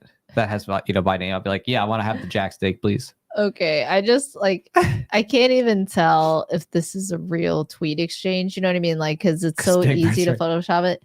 Where's the line that says date in Twitter for Android? Hey, Coco, you even real? Okay, but that's funny. That's funny. Okay, patient. Hey, doc, look at this hangnail. Canadian doctor. That looks really bad. Have you considered dying? Right, because like in Canada, they're just like, hey, you want assisted suicide? It's free. It's free. I like your interpretation of the assisted there. It's free, eh? Would you like some maple syrup? Okay, that was like a horrible accent of Canadians. That was, hey, buddy, hey, guy. That's like my only reference. Okay. Adam Serious, Brow tweeting. That's good. Okay, 9/11. What's your 9/11? 9/11. 9/11. 9/11. What's your okay? Oh, what if it was all planned for 9/11? Okay. No, I'm just kidding. It's supposed to be speaking. Okay. 911. What's your emergency? Me. There's a really loud fight next door. 911. We'll send a narcissist with anger issues and a gun. Me. Oh my God. Thank you. That's good. That's pretty good. That's good. That's a pretty good one. They're talking about cops because a lot of cops are narcissists with anger issues and a gun. True. All right. Let's defund. Let's just abolish taxation, please, and the Federal Reserve. That'd be great. Okay, next one. Don't make me tap the sign. Nothing that requires the labor of another person is a human right. Okay, back to Liberty memes. Started with the little funny double entendres there. Guy Yoma. Okay. This is the best thing to do, and now I want to do this in every porta potty. That's hilarious. Like when you lock the door, you poop alone. Yeah. But like if you choose to be happy, poop with friends, smile. Oh my gosh, that's so funny. That's silly. There's a mix. Silly memes, Liberty memes, That's good. Jack. Was that good? Those were funny. Hey, funny I tried. memes. I tried to put together a little bit of sample to see how it goes. That was great. It's getting to a point, by the way. So I have a glass here. There's another one for Jack. Oh. I have this napkin that says cheers. Cheers. And I have this plate that says 2023 with the clock. Is that supposed to be midnight? Right? Midnight. 12/20/2023. Yeah. So I'm gonna load us up with some drinkage. Not some alcohol this time. I'm gonna do just some apple cider. So I'm gonna get you some sparkling apple cider, both of us, and we're gonna cheers at midnight. And then the other thing I was gonna make us were these organic, uncured little beef hot dogs. Because for those of you who know me, I do like hot dogs. I do like me a little hot dog. So I thought it'd be kind of nice to have some little hot dogs with some sparkling cider. That'd be great. And then Jack's over here still trying to solve. Oh no, I know what it is. I just was saying if you would get it if I like played with it, got some clues. Oh, I see. Yeah, for those who are, the math problem here was that it gets rewritten the as two people in the audience 5 to the 4th. So log. I want to know. Right. To the 125. I still don't want to know. Equals I don't 25. Consent. So what's the missing value? I don't value? consent to this math lesson here. You get the math. There's literally no reason. It's now a math channel. Oh no. So it's 20. All right. So on that note, I'm gonna leave here soon. Just take a break. Leave Jack alone to do some math. Right. I'm just glad you're doing math and not meth. Like of all the if you had a choice, like, hey, you want your husband to do math or meth? I choose math. You choose math. So I can't be too mad. At least it's not meth. That's your lesson for the day. All right, Tony. Wow, Tony, look at that. XXX sent a super sticker. If you click on it, does it show you the super sticker? Let's see. I don't see come on, it. StreamYard. You got to get on that. Okay. But yeah, thank you, Tony. Thank you so much. Happy New Year. I'm going to look at my phone. You're looking at your phone? Or is it on your phone? Can I see your phone? I want to see the super sticker. The super sticker? Yeah. Oh. It's fine. I'll look at it later. Thanks, wait, you can pull it up here without the volume going off? Yeah, I'll just put the volume down. You know. Yeah, this is funny. I don't care what X is, and I don't know why. Well, anyway, yeah. Ultimately, you would have had 25 to the 1/2, which is square root. 25 to the square root, and then whatever. But that's funny. 5 to the 4 equals.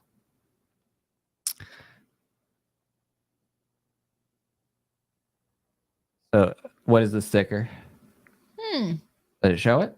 Oh, I guess not. I can't see. I guess maybe you have to show from your account because you're on my account. Oh. That makes perfect sense. That does make perfect sense. But why can't everyone else see it? Strange indeed. I don't know. Oh, Gustav, good luck with your New Year's revolutions, everybody. Thank you. Appreciate it. So, how goes the Volunteers comic series? Good. Actually, that's a good question. So I just recently had finished getting in print the latest issue. So Origin 6 actually is totally wrapped. And I was able to ship out all the perks up through the game card level. We're still working on the rest of the perks because still working on Origins 1 and 2 remasters, the covers remasters, stuff like that. But there's like 40 pages of that done. I'm going to make an announcement about that tomorrow. And then, just, trucking, because obviously there's bottlenecks to it because, the main artist can only do so many pages per month, and then it goes to the colors and so on and so forth. But we're making great time, making really great time. It's funny. A's supposed to be great at math. What's funny is she's actually done in college. She went to a higher level of college calculus than me. So I only did through like Calc 1, and then before she dropped out of her comp sci program, she had actually gone to higher levels of calculus. But that's just it. If you don't use it, you lose it, right? You know what I mean? If you don't use it, you lose it. So, it's something that you just got to deal with. See here. So, it looks like a lot more people are coming on. And what's up, Memory Man? Good to see you. And what's up, Walter? Awesome. So, math. That's actually a good reminder too, that like when it comes to math and math topics, these are just things that you learn based on interest and natural need. That's why we're big advocates for unschooling, is because, kids learn numeracy and the fundamentals, with adults acting as facilitators instead of judges, as they're just, curious about the world. And you just learn it looking at gas prices and shopping and playing board games and video games and stuff like that. And then eventually when, they're interested in higher level things, or they're working for a certain path, then other things can come into play. So, and real quick here for everybody, just do want to remind everyone that I'm going to put this down at the bottom, that the Anti-State music video premiere is happening tomorrow at 9:00 p.m. So the launch, it's currently on YouTube. So if you see on YouTube, there's like a little notification bell in the video. Definitely click that so you get the alert and reminder to check it out, because it's going to go live at 9 p.m. Eastern. And we had a really great time shooting that video. Shooting in New York City was fun. Being able to, go up to Brooklyn Lookout and walk around and basically, see all the sights and have that be our backdrop was pretty sick. So, and yes, that 9 p.m. is EST, so Eastern Standard Time. Of course, it'll still be up afterward, but if you want to be there for the launch or whatever, it could be a lot of fun to check it as it drops, with everybody seeing it live. So, and then we do actually, in addition to that, have a lyrics version. So there's going to be a lyrical overlay version to that will come out later too. But it's pretty much one of the best ones we've made in terms of total quality, in terms of editing and scenery and motion and grading. Although I Did Not Consent was pretty cool. That was pretty cool. It was a lot of fun to shoot that because we got to shoot in a studio, under controlled conditions with some extra cast and some choreography fighting. But this one's more just traditional, singing, moving to the music kind of thing, going around town, that kind of thing. So, and the next music video, I don't know what all we'll be able to do. It just depends on how much we can hit goals and support, but it's going to definitely continue to be, I think something top tier if we hit, just about what we've been doing, at least with our last few music videos. So, and yes, the YouTube is where it's going to be launching it. So it's on specifically the Philosopher YouTube. So it's not premiering on the Jack Lloyd channel because it's also going there, or the Voluntarious channel. It is premiering on the Philosopher. So that's where you're going to be able to see it. All right. And what is your favorite food? Yeah. Well, for me, I love New York style pizza and steak. Yeah, me too. So it says Deck Wow says, I slept through trigonometry class back in high school. Grades are crap, but aced the test for it. Example of learning your own class was crap, and all I did learning at my home post school was crap. Yeah, well, I agree. A lot of the times, you're just spending a lot of your days just doing busy work. You know what I mean? And unfortunately, kids get really exhausted from it, and it's really frustrating. Natural learning, because kids are all different progressions past depending on their biology and depending on their interests, and then they're forced to this one size fits all policy, and then they think, oh, I can't do math, and they think, oh, that's it, and in reality it just wasn't the right timing. It would have been better a few years later, whatever, and then they have math anxiety for the rest of their lives, and then the math inversion, and now they're like, oh, I hate math as an adult. And it's terrible, because math is awesome, it's a lot of fun, and it's all around us, but now kids are taught to hate it and to resent it and to be anxious about it, to avoid it. And that's really sad. So that's really sad. This is New York food is best. Florida pizza. Yeah, I mean, it is true. I mean, unfortunately, the water, New York, and whatever else they do, it's hard to beat some of New York's top food. And we did definitely get some New York pizza, some New York bagels. We had Insomnia Cookies, which are this cookie place that's open till 3 or 4 a.m. They deliver to your building. So we had gotten cookies when we were in New York, and they were like, oh, heck yeah. Getting late night cookies is pretty cool. And there just is so much more food variety that you can get, obviously, in New York City. I mean, Florida has a lot of food stuff, though, and it shouldn't be discounted. There is a lot. And if you're in the right areas, there's quite a lot of options, whether you're in a big city area or just a more foodie town like Boca or something like that. There's quite a lot of different options. So it's not terrible. Florida definitely has a lot of good food options, but New York, just especially specifically Manhattan, has food chains of all different types of cuisines. You could literally taste the world, just walking up and down. So, I see you got some. Speaking of food, I need your preference. Okay. Organic. Martinelli's sparkling apple grape. Okay, U.S. grown fresh apples. No, and definitely grape. the other one. Oh wait, actually, grape does taste good. That's tough. I know, I love grape. And this one is sparkling apple pomegranate. Pomegranate. We're going pomegranate. Okay. Oh, I guess we're about to pop some bottles, but these are non-spicy bottles. They're non-alcoholic. We haven't really been drinking too much. Not that we had a problem before or something, but just for our health. You know what I mean? I mean, sometimes, of course, in the past, we had our drinking contests for things. It's just, I don't know. Maybe it's age, maybe wisdom. I don't know, but Maybe it's wisdom. there's only so much we can handle.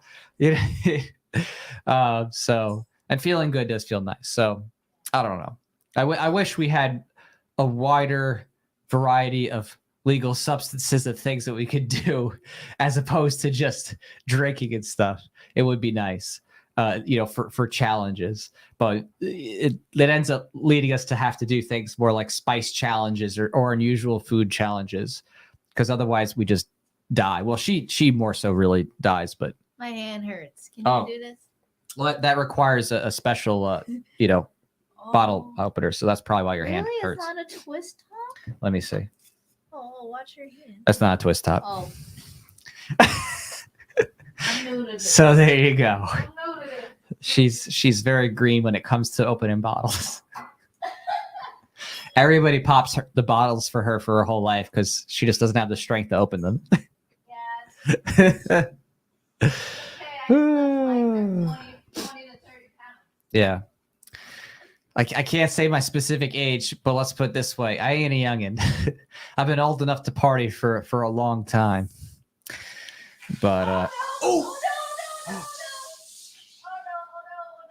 it just popped and it leaked everywhere. Do you have paper towels? You good? I'm gonna get a towel. Get a towel. Oh boy. I just watched it squirt everywhere from here. It was. Pop the bottle. I'm glad it wasn't here because that would have been bad. I know, me too. That would have been terrible. Hey, I heard it from over here too because it's like it literally was like you could hear it shooting and spritzing, and I'm like, great. Yeah. But now it's stopped at least.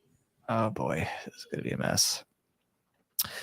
I wish I didn't get hangovers either, but I can definitely get hangovers. Well, actually, I found that like when it comes to alcohol, if you just get whatever is as pure as possible, no additives, no sugar, stuff like that, you can go pretty far with that. A lot of times it's the sugar or the sulfates, if it's a wine, that gives you the headache or makes you feel really sick. But if you have some pretty pure liquor, so, you can feel a bit better. But still, it's not like the best thing for your liver or whatever. But yeah, absinthe. Funny thing about absinthe, that was what people said. David Crowley was hitting hard after, of course, the allegations of that he killed his wife and his kid and committed suicide.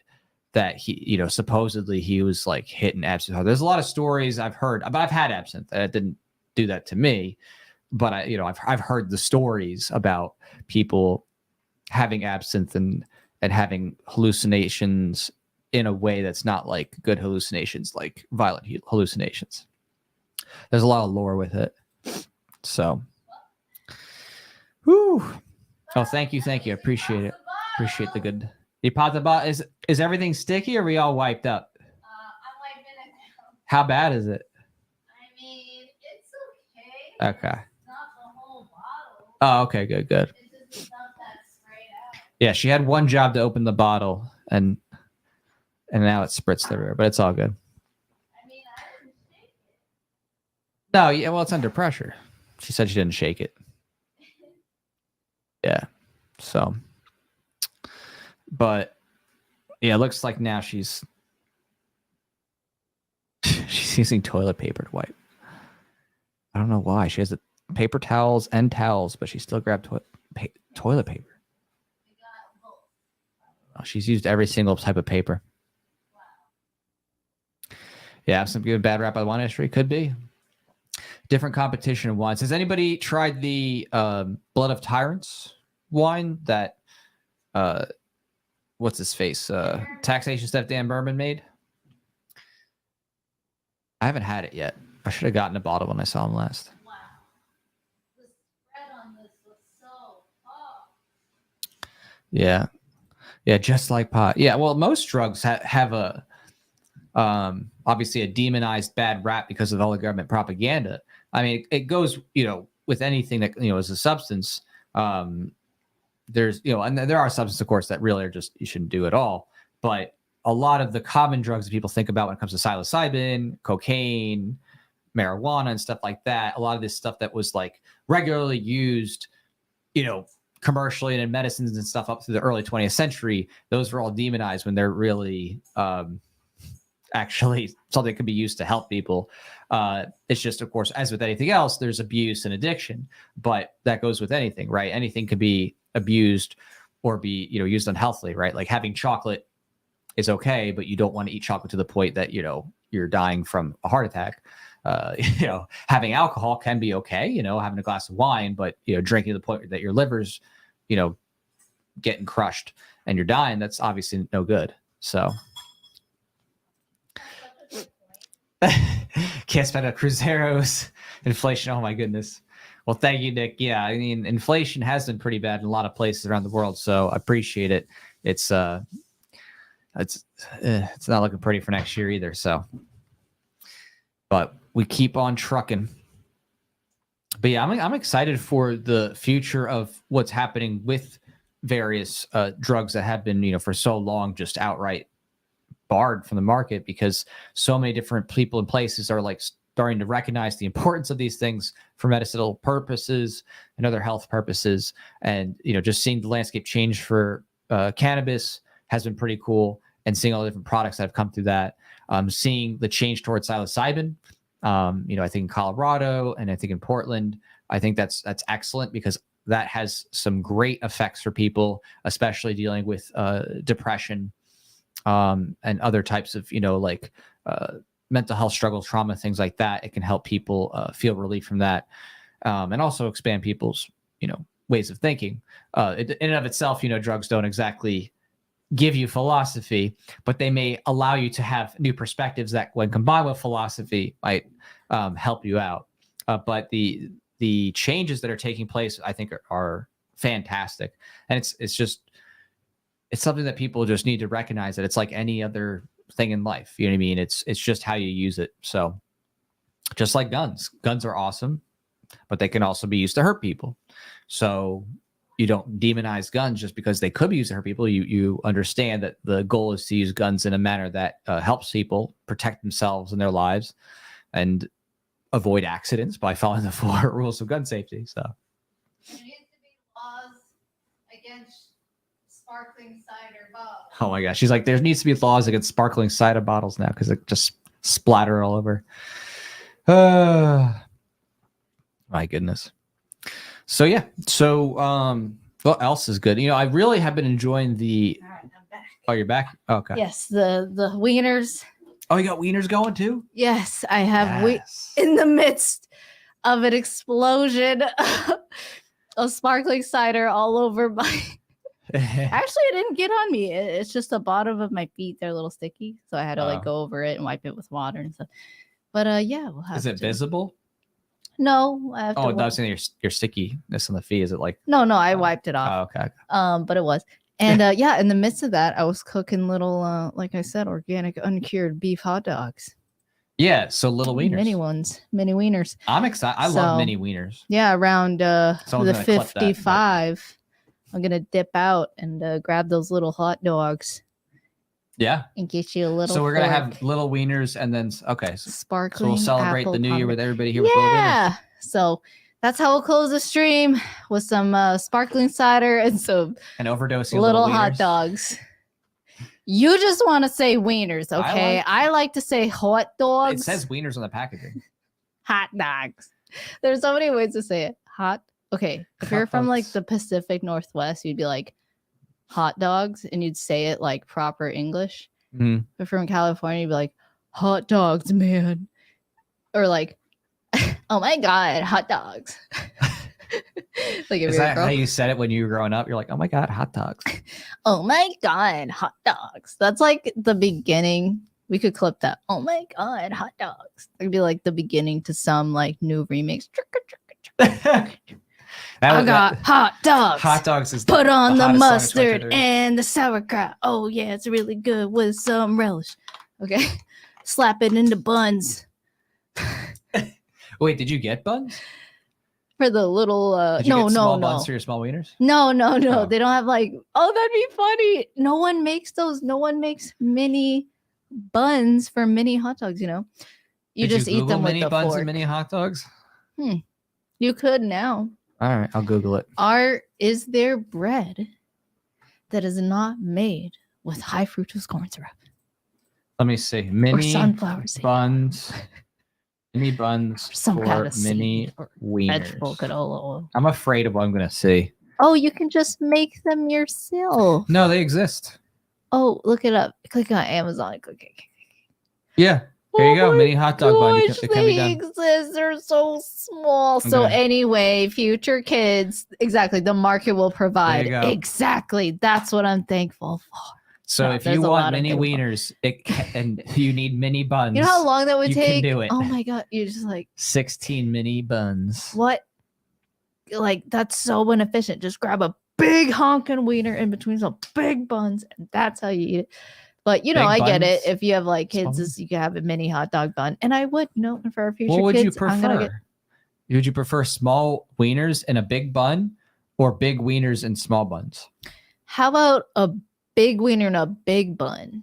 Oh, I guess I don't mind a small wiener and a small bun. I mean, just here and there. And I'm just saying, it's going to take a lot of time. Is 3.75 inches in length, is that small to you or is that big? I mean, that's fairly sizable. Because I'm just Isn't wondering. 4 like, inches average? I mean, it can be for mini buns and mini hot buns. dog. I would just wonder if like these are like full size in like South Korea. Like the mini hot dog buns are actually just the full size in South Korea. No, it'd be probably like 4 inches at least. At least, yeah. Yeah. So cool. The market does provide, as you see here. Right. I mean, it's pretty awesome. You guys ever? This reminds me of the mini hot dog, but like those videos you see sometimes, like people who make, it's like spend their time making videos. Like this one guy, he has a big YouTube channel, Mhm. making some ad revenue, just like posting videos. He has a tiny little replica kitchen, Right. and he has like little tiny ladles and spoons, and he literally is cooking like he like cooks a little like an egg. Right. Yeah. It's like, and he's really cooking though. Yeah. Yeah. I'm like, what the heck? It's pretty cool. This is trippy. But I'm like, good. What a specialization, right? Look at this. This is a guy who is a specialist in mini cooking. Mhm. That's fascinating. Random. Not I mean, the it just hero lets we you know you needed, don't need but big the buns hero to we satisfy. have. Exactly. Yeah. So, Good times. is the drink that you guys that saved for like the actual toast part? Yeah, I mean, unless you want to go ahead and start with that, and then you can help me pop the other bottle. I mean, that's possible. But I'm gonna put it in the sink this time. Like, actually, That's I'm a gonna wise pop it idea. and it's gonna go in the sink because it just like straight down popped, and I'm like, no. It's like It popped up. actually, it would have been worse if I was able to actually like pop it the whole top off, but I could only partially pop it. That's how weak You're I not am. strong enough. Yeah, but You should let like me open it. it yeah. would have just went into the ceiling. So in some ways, I'm like, oh, is it better that it just went straight to the ground? Versus like all over everywhere and the ground, like a fountain, like I mean, well, if you're strong I enough, think- you can keep it from shooting. You can just stop it. Okay, well, you're adding all these requirements that I clearly don't have. If you're strong enough, like, Yeah. well, I ain't strong enough. But okay, I'll put it in the sink. It should work. Cool. But yeah, do you want me to do that now? I'd like to taste test it. That'd be cool. Okay. All right. We're about to You wanna taste test taste? this pomegranate sparkling drink that at least a quarter of has already been shot across the floor. So, Yeah. Oh, wow. It's true. All right, cheers. Here's a little thing. okay. Are you bringing another one too, or? Yeah. Okay. Cool. We'll do an early cheers to everybody, and then we'll do a official cheers. I just need some energy. It's been a long day. Well, it's been like a good hour or so. Just hour. It's and good, a an half, hour 40 43. minutes. Yeah. Cheers. Cheers. Cheers to everybody. Cheers, too. everybody. Happy almost New Year over here on the East Coast. That's good. I like it. I can recommend the pomegranate. Gosh, that's good. Apple, pomegranate, Wow. Martinelli. Where'd you find this? It was at Whole Foods. They had the regular Martinellis, but apparently they just came out with a new organic grape apple pomegranate. Yeah. Anybody else having any sparkling cider this night? No high fructose corn syrup here. It's good old sugar. Good old sugar.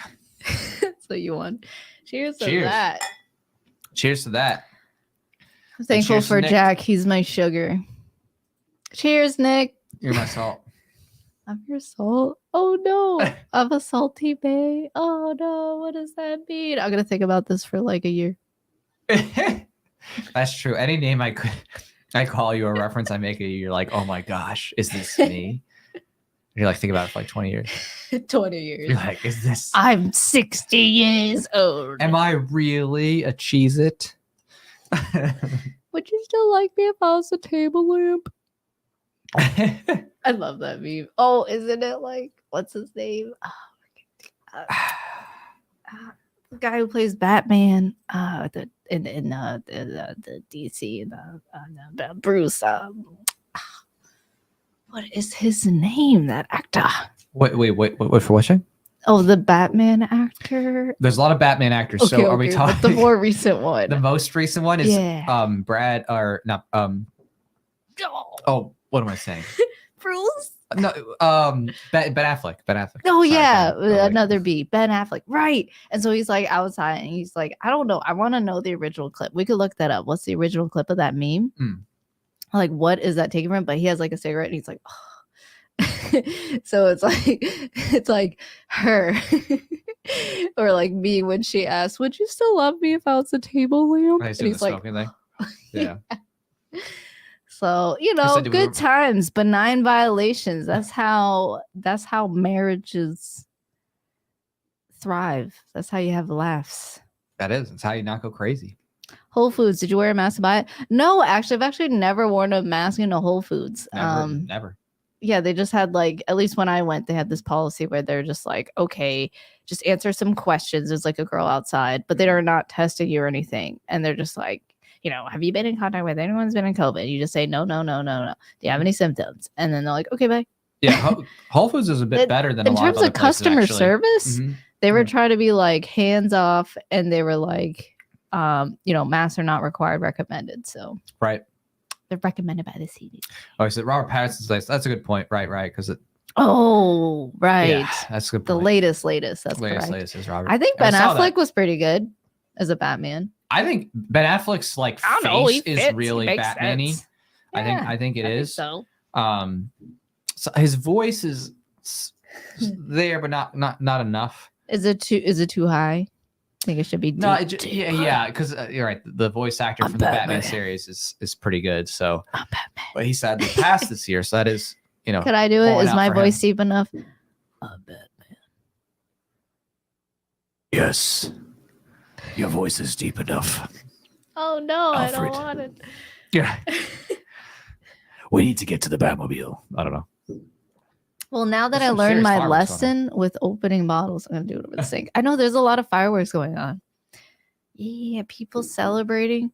What are you guys going to do today besides chill with us? Like after the stream ends, what you going to do? You going to go shoot some fireworks? You going to watch some fireworks? Yeah, we didn't shoot fireworks this year. Although in the past we have like shot little like sparkler things, but like little fountains. We have yet to buy like those massive ones that at least where I come from, you can only get those at the Indian reservations. Those you can get big old monsters. Yeah. Anyway, yeah. It's just they're technically illegal, but like they make you sign this waiver that says you're using it to like disturb, birds away from your fish hatchery. Really? Or using it for like railroad construction. You mean all times of the year? Are you required to do that? Yeah, I'm pretty sure. I mean, again, I haven't looked into this in years. When I looked into it last, it's always been illegal. But used against you.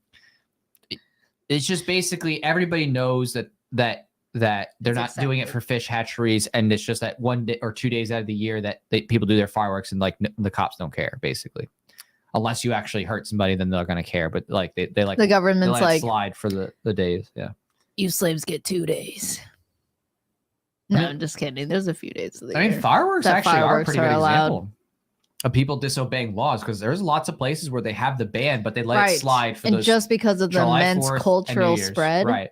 The government knows they really couldn't. They can't. And they just let it slide, and that's a good example of cultural defiance. Like it actually is. Yeah. Well, and actually, most people don't want fireworks every day. Actually, right? You know what I mean? So piss people off. Yeah. So in its own way, it's like actually already a social norm, right? To not, and like you would probably have like high chances you will have neighbors that are like, can you please stop releasing fireworks 365 days of the year?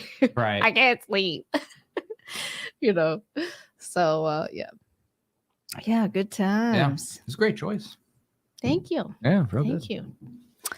Cheers. Approved. Oops. Cheers. Cheers. I think the biggest. It says here's. The biggest. Or go to Nevada. Yeah. Our biggest celebration thing, like in terms of streaming, the New Year's thing was 2020. That was pretty. That was we really went right before Red Flag Reality. Oh my gosh! And right before all the shutdown stuff and all the kicking off nonsense. Right before the shutdowns. I mean, that's like a prime example of how changed our lives. Things were on the up and up, right? Actually, a lot of people, not just us, were on the up and up. Just like, oh, I'm saving, like growing my business, expanding, right? Like people are getting to keep more of their wealth in their pockets again. Gas was going down, whatever, prices like relatively stable and not going up really high. Like, oh my gosh, things have monumentally gotten worse since the shutdown, since March 2020 in America, at least, and earlier in like it's like November 2019 for places like China, you know, ground zero. But so man, Wuhan lab, you know, it's American government just funding the China virus. Yeah, I mean, it is like I would say, like sitting out from here now, you know, between our 2020, you know, stream and now, it is pretty incredible just how wild these past few years have been. Because it just it totally shifted our focus from like what we were, you know, focused on at the time, especially. It ended a lot of our plans. Oh, it upended a lot of our plans. To see some family. Right. Our focus was do Red Flag Reality. Was shifted because we did do the gun stuff. So we were focused on like helping educate people on gun rights stuff. And that was very successful. Like we did that. A lot of those videos, multi-million views. Yeah. But then I think we inspired a lot more people to get active with that and like push the culture forward in that way.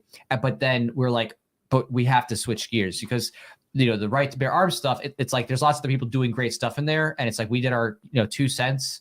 And it became a saturated. And then we're like, okay, everybody's focused on this. It looks like things are on the up and up, you know, fighting in the courts, you know, FPC, Firearms Policy Coalition, doing well. Like right now we need to shift focus and try to fight this great reset and these lockdowns. Yeah. So, and that became a lot of, disobey, I do not consent. All those. So then we shifted our focus to all the cultural stuff, fighting back against these lockdowns, shutdowns, and mask orders because we're like, this is so present. Oh, and mask order. Right. The first mask order. Yeah. Then disobey, then I did not consent. Everything is about like, whoa, you know, do you not see what was happening in 2020? Like, wake up. Like, this is an advancement of decades of planning, right? By certain people in power. Like, that's something people need to wake up to and call an end to taxation and the Federal Reserve, the things that enable the sucking of wealth from people by force without their consent, removing their own choice and freedom in the wealth they acquire. Like, those things need to end around the world. Like, that's the very first like foundational step, and like that a lot of people just justify. So there's a lot more work to do to getting people to advocate, like, dude, we need to abolish taxation and end the Federal Reserve and all the central, you know, government mandated central bankings in the world. Like, that's what needs to end. That's the insidious system keeping people impoverished. Like, that's not direct. That's hard to see. And we got to wake people up to that. So, yeah. Cheers. Yeah. Cheers to that. Be brave, Ron Paul. Yeah. Ron Paul. And I think, like, you know, thinking about 2023, I think that our big focus this upcoming year is definitely going to be on pushing back against both this, you know, tyrannical police state that's being fostered with, of course, the World Economic Forum and the Great Reset and everything that's going on there, because that's, you know, pretty unified, Agenda 2030. And then on top of that focus, you know, talking about hardcore, you know, in terms of really getting people behind this, is decentralization and secession, really, you know, getting people to opt out of these systems, resist federal tyranny and saying we're out, no more, and breaking things apart. I think that's probably going to be more of our focus this upcoming year is those types of themes, just because, you know, I think people are ready to hear it more than ever now. Like, before it was a little tougher, but now people are like, oh, things are this bad. I get it. We definitely need to end this federal government. Like, people are, like, it's crazy. You know, before you didn't have, you know, Republicans saying, oh yeah, we should abolish the FBI. Now you do. And now people are waking up and realizing how bad it is. I'll be back.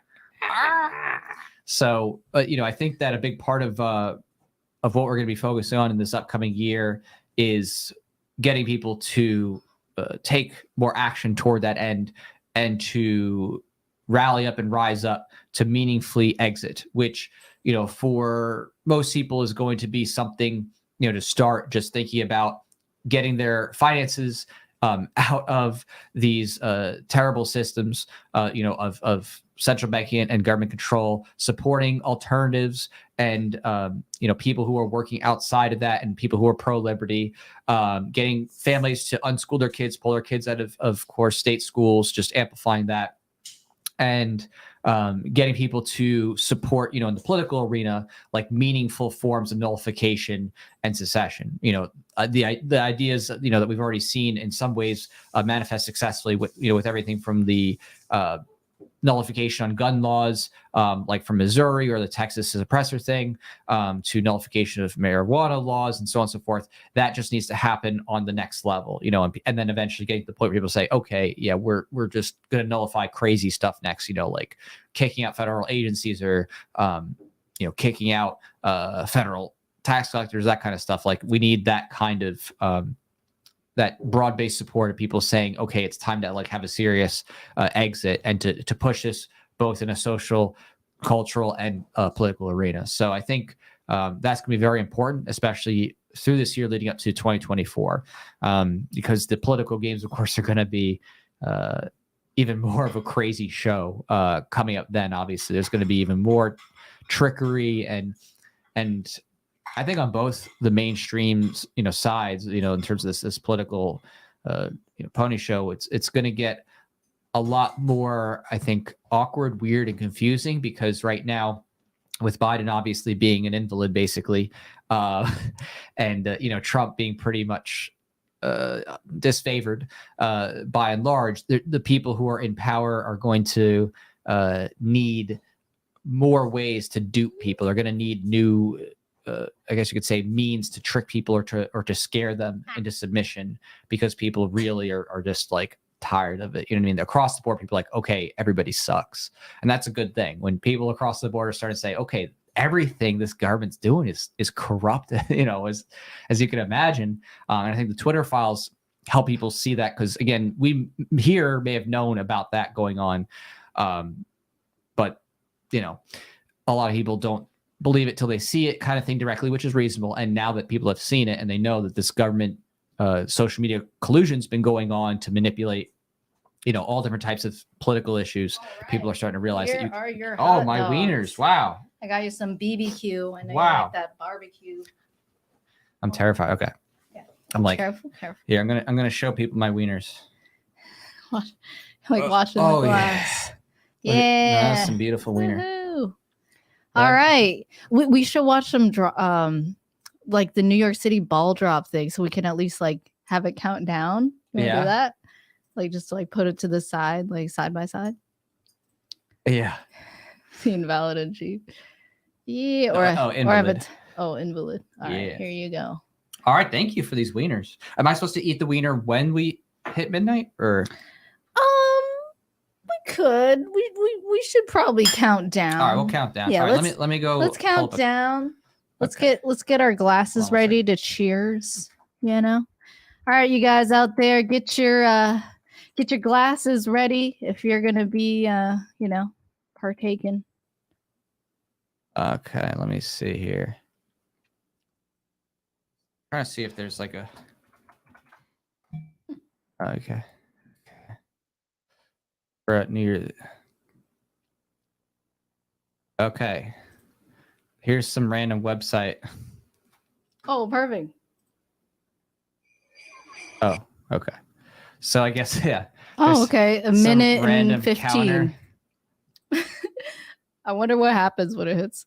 Okay, interesting. So it's counting down. This is 1 minute left. Delicious. All right, so now it's 59 seconds. Okay, there we go. All right, so here's the countdown. All right. We're going, yes. It's really almost fun. to 30 seconds. I hope it doesn't show something really weird at the end of this. Like, oh, no, like one of those. That's why I was saying let's do the ball drop thing because we like on a YouTube live, like because we know. Right. All right, 42 seconds left, 41 seconds. Beautiful wieners. These are good. Beautiful wieners. Do you want to put them down and get ready to cheese? Oh, we're cheers. Okay, so we're cheersing them. We're wienering? Yeah. All right. Cheers and wieners. Gotta Okay. cheers before you eat your hot dogs. Cool. I don't know if... Okay, we have can play- 23, 20, We 21. can play the anti-state. All right. Oh, okay. 19, 18, 17, 16, 15, 14, 13, 12, 11, 10, 9, 8, 7, 6, 5, 4, 3, 2, 1. Woo! What's up? It's 2023. Why does it say 2024 I on this don't know, calendar? man. Who cares? 2023, we know what year Yeah. it is by And here our on the fireworks go, standards. woo, cheers. Yeah, cheers. Cheers Cheers, to everybody. everybody. It's been a year, but we'll keep striving for liberty. So Woo. to liberty. Cheers, Nick. Thank you so much. Hope things are going well for you. They have a good 2023. And yeehaw. What's up, Mark? Thank you. Yeehaw, Woo. Mark Stack. That was good. Good. Yeah, so that's just apple grape. Cheers. Very good. And now I get to have my Cheers to mini the wieners. market. Yes. The wieners are. You're stoked. I love how stoked you are I know. Look to eat these at how beautiful these little wieners organic uncured beef hot dogs that I prepared. are. See, I'm showing you. These are my wieners. Yeah. Okay, sorry. All right, let's taste test these. Are they good? What kind of barbecue sauce is that? I don't know. You put it in there. I put the Stubbs. Stubbs. Got the good old Stubbs barbecue sauce from Texas, right? I think he's Texas or Louisiana. think so. I can't. Yeah, Texas. Good wieners. Woo! Cheers to that. Good food, love, peace, liberty. That's what we out here trying to spread. Just everyone getting their basic needs met, body and property rights respected, all creating. We just get rid of all the people who are really violent, or get them to stop being violent. One or the other. Yeah. It's gonna be fun. We're gonna have a good time. We'll at least have fun trying. Exactly. We're gonna try to have as much fun and do as many crazy things as we can this upcoming year, despite how tough it is. We're gonna keep going. Yeah. So. Yeah. It's all you can do. Adapt, survive, Adapt, change, overcome, overcome. eat your wieners. Eat your organic uncured harvest. Yeah. Support. Klaus Schwab says to eat the bugs, but No. I'm going to eat the wieners. I'm gonna support my meat farmers. I was like, oh my gosh, that barbecue sauce is so close to that mic. I'm getting nervous. Oh yeah. But screw you, Klaus Schwab. ASMR. Small I ain't wieners. doing the great reset that you want. The only great reset that's happening is for liberty and delicious food in the market. I mean, everything great. We just need to free the markets of all things. Can we just get rid of big pharma already? And the military industrial complex. I'm done. All these people who are like, oh, I hate gun violence. I'm like, okay, well, why aren't you doing something about the military industrial complex? Huh? Why are you voting in the same politicians that advocate for the military industrial complex? Violence with guns. Okay. They don't care. They're inconsistent. They're NPCs. Can we wake them all up? No. But can you choose to wake up and be able to wake up some, like your friends and family? Yes. Can you have children and be a peaceful parent? Hopefully, yes. Hopefully you can still have children or adopt. You know what I mean? Mm-hmm. You can definitely adopt. It's I think it needs money or whatever the policy is. But it can happen. I'm so glad you got little wieners. Really? For Yeah. New Year's? Oh, wow. It's 2023.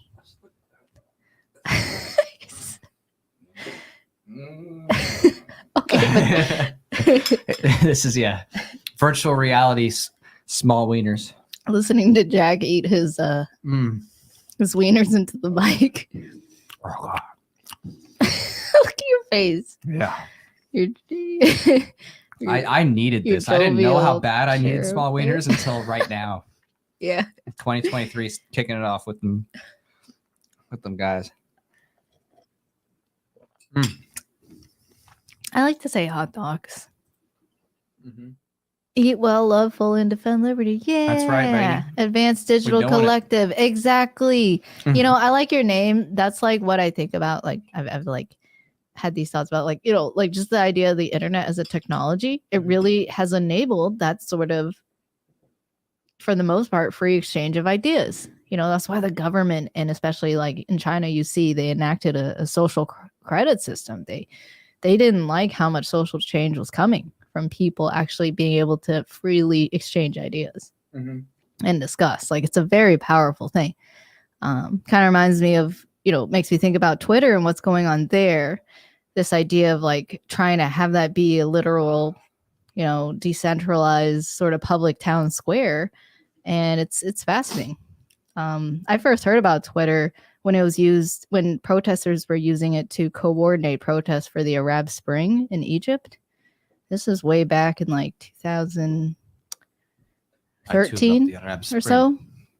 So, you know, it is, and also like Hong Kong protesters had used it too. So it's a very powerful tool to be able to like connect with anybody in the world and project your voice and your ideas. Definitely. And it's something that we must preserve. It's like, that's like the most basic thing we need to keep alive to advance liberty, you know.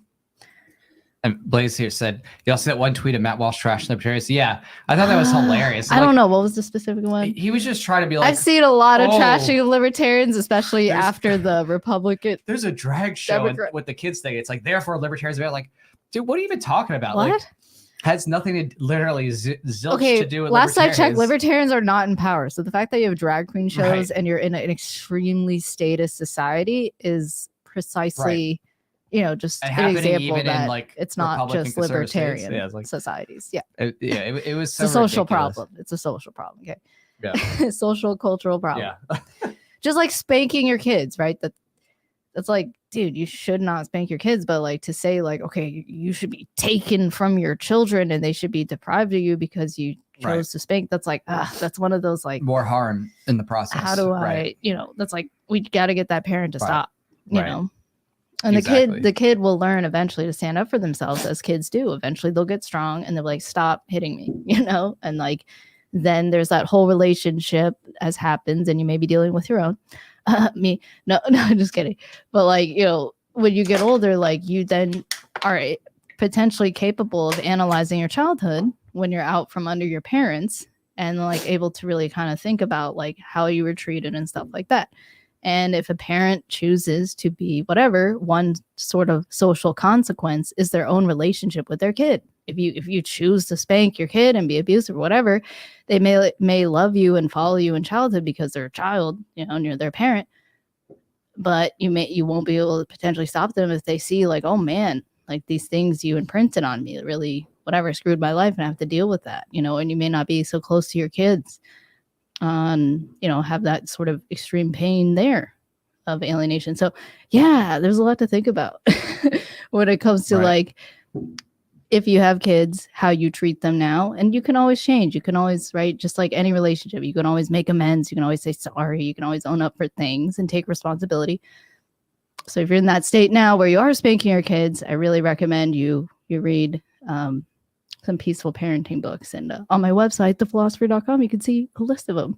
But, you know, I think really that's the core is like, I say this like all the time. It's like, you really got to improve. We got to improve our home lives. And then it will naturally be what we do to advocate for better lives outside of our homes. So. It's funny that you mentioned that too, because it did just make me think of that moment of like, you know, how like the Walsh types would be like, oh, well, look at this, you know, kids are going to these drag shows and stuff like that. Like, okay, yeah, beyond that, not having anything to do with libertarianism at all, you literally hate your kids. And it's like, oh, he does? I don't know, but I'm just saying it's like in that genre of thought, like very often where it's like that, actually, very often that ignorance, you know, more mainline, you know, conservative bent. That's where you have the highest population of spankers. So it's, you know what I mean? It's like, that's true. You know, like trauma, like corporal punishment, like you're grounded, you're restricted, you're imprisoned, or I'm literally going to inflict physical pain on you. Yeah. Right. Or shaming or threatening or like giving ideas of like, oh, you're going to burn in hell or whatever. Like there's so many different things that can cause trauma and harm, kids and give them like false constructs of reality. Right. Not just drag queen shows. Right. Not just drag queen shows. There's a lot. There's a lot. And that's a big part of these blind spots is that people, when they advocate for government solutions, they miss sometimes how they have their own things that they're doing that's traumatic and not good. And then they're like, oh, but if we give the government the power, but then it's like, oh, well, guess what? That also gets used against you, right? You know what I mean? Because when the next person switches in, they're like, oh, well, you're abusing your kids for whatever we deem is too much or too much of exposure. Then it's like, oh, okay. And then, it's a constant back and forth of people battling over, trying to control each other's, kids. Right. And so it's just, it has to be upended, and government's not the solution. Healthier ways of having children have experiences and parenting need to be brought to bear, but that should be done in a voluntary, uplifting way, not one that involves more threats and shame and kids being torn from families and just creating more trauma in the process. It's furthering the harms. Right. But yeah, ultimate and total parental alienation won't resolve like that one situation where that parent has an issue, right? Yeah, I mean, there's just so many different types of issues that can come up, and it's the goal should be how can we help encourage each other and educate and show better ways of living and doing things that help bring more peace, right? Because it's like if you're doing something where you're helping someone realize, oh, there is a less stressful and more peaceful way to do things that actually helps build connection with kids, like I think that would be a great connection point, as opposed to just, oh, you're evil, you're bad, and blah, blah, blah. And, there needs to be a point where, getting past the labeling of whatever thing is being bad, you're actually having connecting conversations and helping someone realize the benefits and the good things that can come out of a change in behavior, as relates to kids. Right. So. Yeah. Like not just saying, oh, you're a bad parent, goodbye. It's like, hey, why do you think spanking is okay? Were you spanked as a kid? You know what I mean? Do you have something unresolved? And often, anytime I ask somebody like, were you spanked, and they advocate spanking or advocate for spanking, they usually say, yes, they were spanked.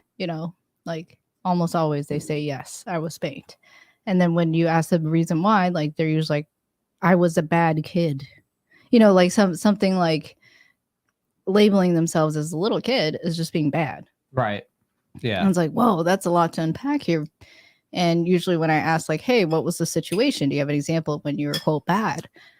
And it's like, okay, I was 6 and I went to go get a piece of a cookie from the cookie jar, right? Yeah. And like my mom's protecting me from like not getting fat. And it's like, there's other ways to keep you. First of all, she can just pick you up. You're a child. Just pick you up. She'd also keep the jar away from you. She could also not have cookies in the house. Like there's so many different options that don't require hitting your kid. In some cases, when people spank, they literally like strip their kid and hit them on the butt. I've experienced which is that. Like that's and that's horrible. That's sexual, physical trauma and abuse. And it's there's a lot to unpack. It's not just hey, government ought to not doing this. It's like, okay, you as a parent have a responsibility to be a good parent. As a person who chose to bring a life into this world, or if you choose to adopt, who chose to take ownership over another, dependent kind of weaker life like a child, like, you have the responsibility to treat them well and give them, maximize as much as you can. That sort of safe place for them that should be your home as a parent, safe place to make mistakes, to learn, to grow, to ask questions, whatever. So, and that first step toward that for people, whether like it doesn't matter what stage you are in life, whether you're single or dating or married, whatever, have kids, no kids, whatever. Like the first step always is just being a good parent to yourself. Like in other words, helping develop those healthy habits in your head first to help yourself not be self-shaming and self-critical in a way where you end up projecting that out onto others. Because a lot of times when people have that. Yeah, like parents often, maybe they're talking to their kid how they were exactly talked to. And they have those internal models in their head of how to deal with and take control of a certain situation. Right. Yeah. So You a like big, these, part of it. They're success. It's a success. It's a good wiener. It's it's something that takes a lot of work to do, and it's not easy for people because often painful. This is something that's been, whatever it is, the habit or the headache or whatever, it's been ingrained for a very long time, decades. Right. And it's been rationalized in many cases, whether it's the trauma that's been developed in school, where they're rationalizing it and saying, oh, well, this is just the way it is, and this is how this like threat, force, shame mentality and the self-shame mentality is acceptable. And then that carries on over later on into one's personal life, and then of course onto relationships. So Definitely. mm-hmm. Here you go. All right, this is the last bit of cider. Thank you. And then finish our cider and wieners before we So Blaze just brought up something that's a very common misconception. He said sometimes discipline is necessary, but discipline, in terms of training a child to self-regulate their behaviors and helping them be able to avoid hurting others, the discipline doesn't necessarily equate to using physical force to hit a child. There's lots of forms of discipline that are not involving that, in terms of like, that's okay, this is the way I'm going to solve the situation. Right. Like withdrawal of, for example, things that are actually within your own property rights, right? Like, hey, as parents, you may own the TV, right? So you're like, or hey, you should own the TV. You should own the TV and the computer. Owns a TV, right? I mean, exactly. And so you can choose to withdraw. That's your property. You could say, hey, I'd like you to stop hitting your little brother, and like, if you like, I need you to listen to me, and I need you to talk to you right now about why this behavior is not appropriate, right? Why it's not right. And you can have that situation where you can, withdraw certain benefits that are not their property. Like, so don't take away their property, but if it's like your own property, like that's okay. That's a form. And then there's also just the regular discipline that comes in the form of just boundaries, right? Teaching your child body and property boundaries, but that starts with you respecting theirs. You can't spank them and tell them, hey, respect body and property rights, but you're like beating them. It's like, that's not, you're giving them the mixed message there. You got to be consistent. Like whatever you teach them, you have to also follow it and teach by example, lead by example too with children, and that's what they need. They need examples in their lives, like good, healthy adult role models to emulate, not sexual people at drag queen shows or whatever. You know what I mean? Yeah, anywhere. Yeah, and it's also and also another confusion point that cuts up there too is like restraint is not the same as hitting, right?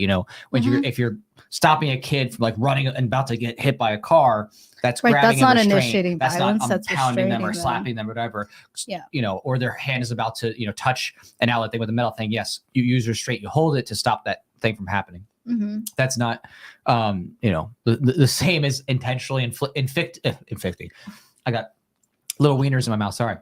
Inflicting pain to create a type of memory that creates a trauma-based reaction. That's what it boils down to. So exactly. Oh, hey, look who it is, James Babb. Oh, hey, James, what's up? Hey, this guy.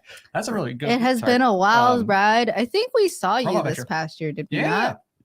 So and he's one of our awesome credit supporters on the next video coming out. So thank you. Yes, thank you. Voltaire, so thank you so much. Really hope you are proud of having your name associated with this music video coming out. I think you will.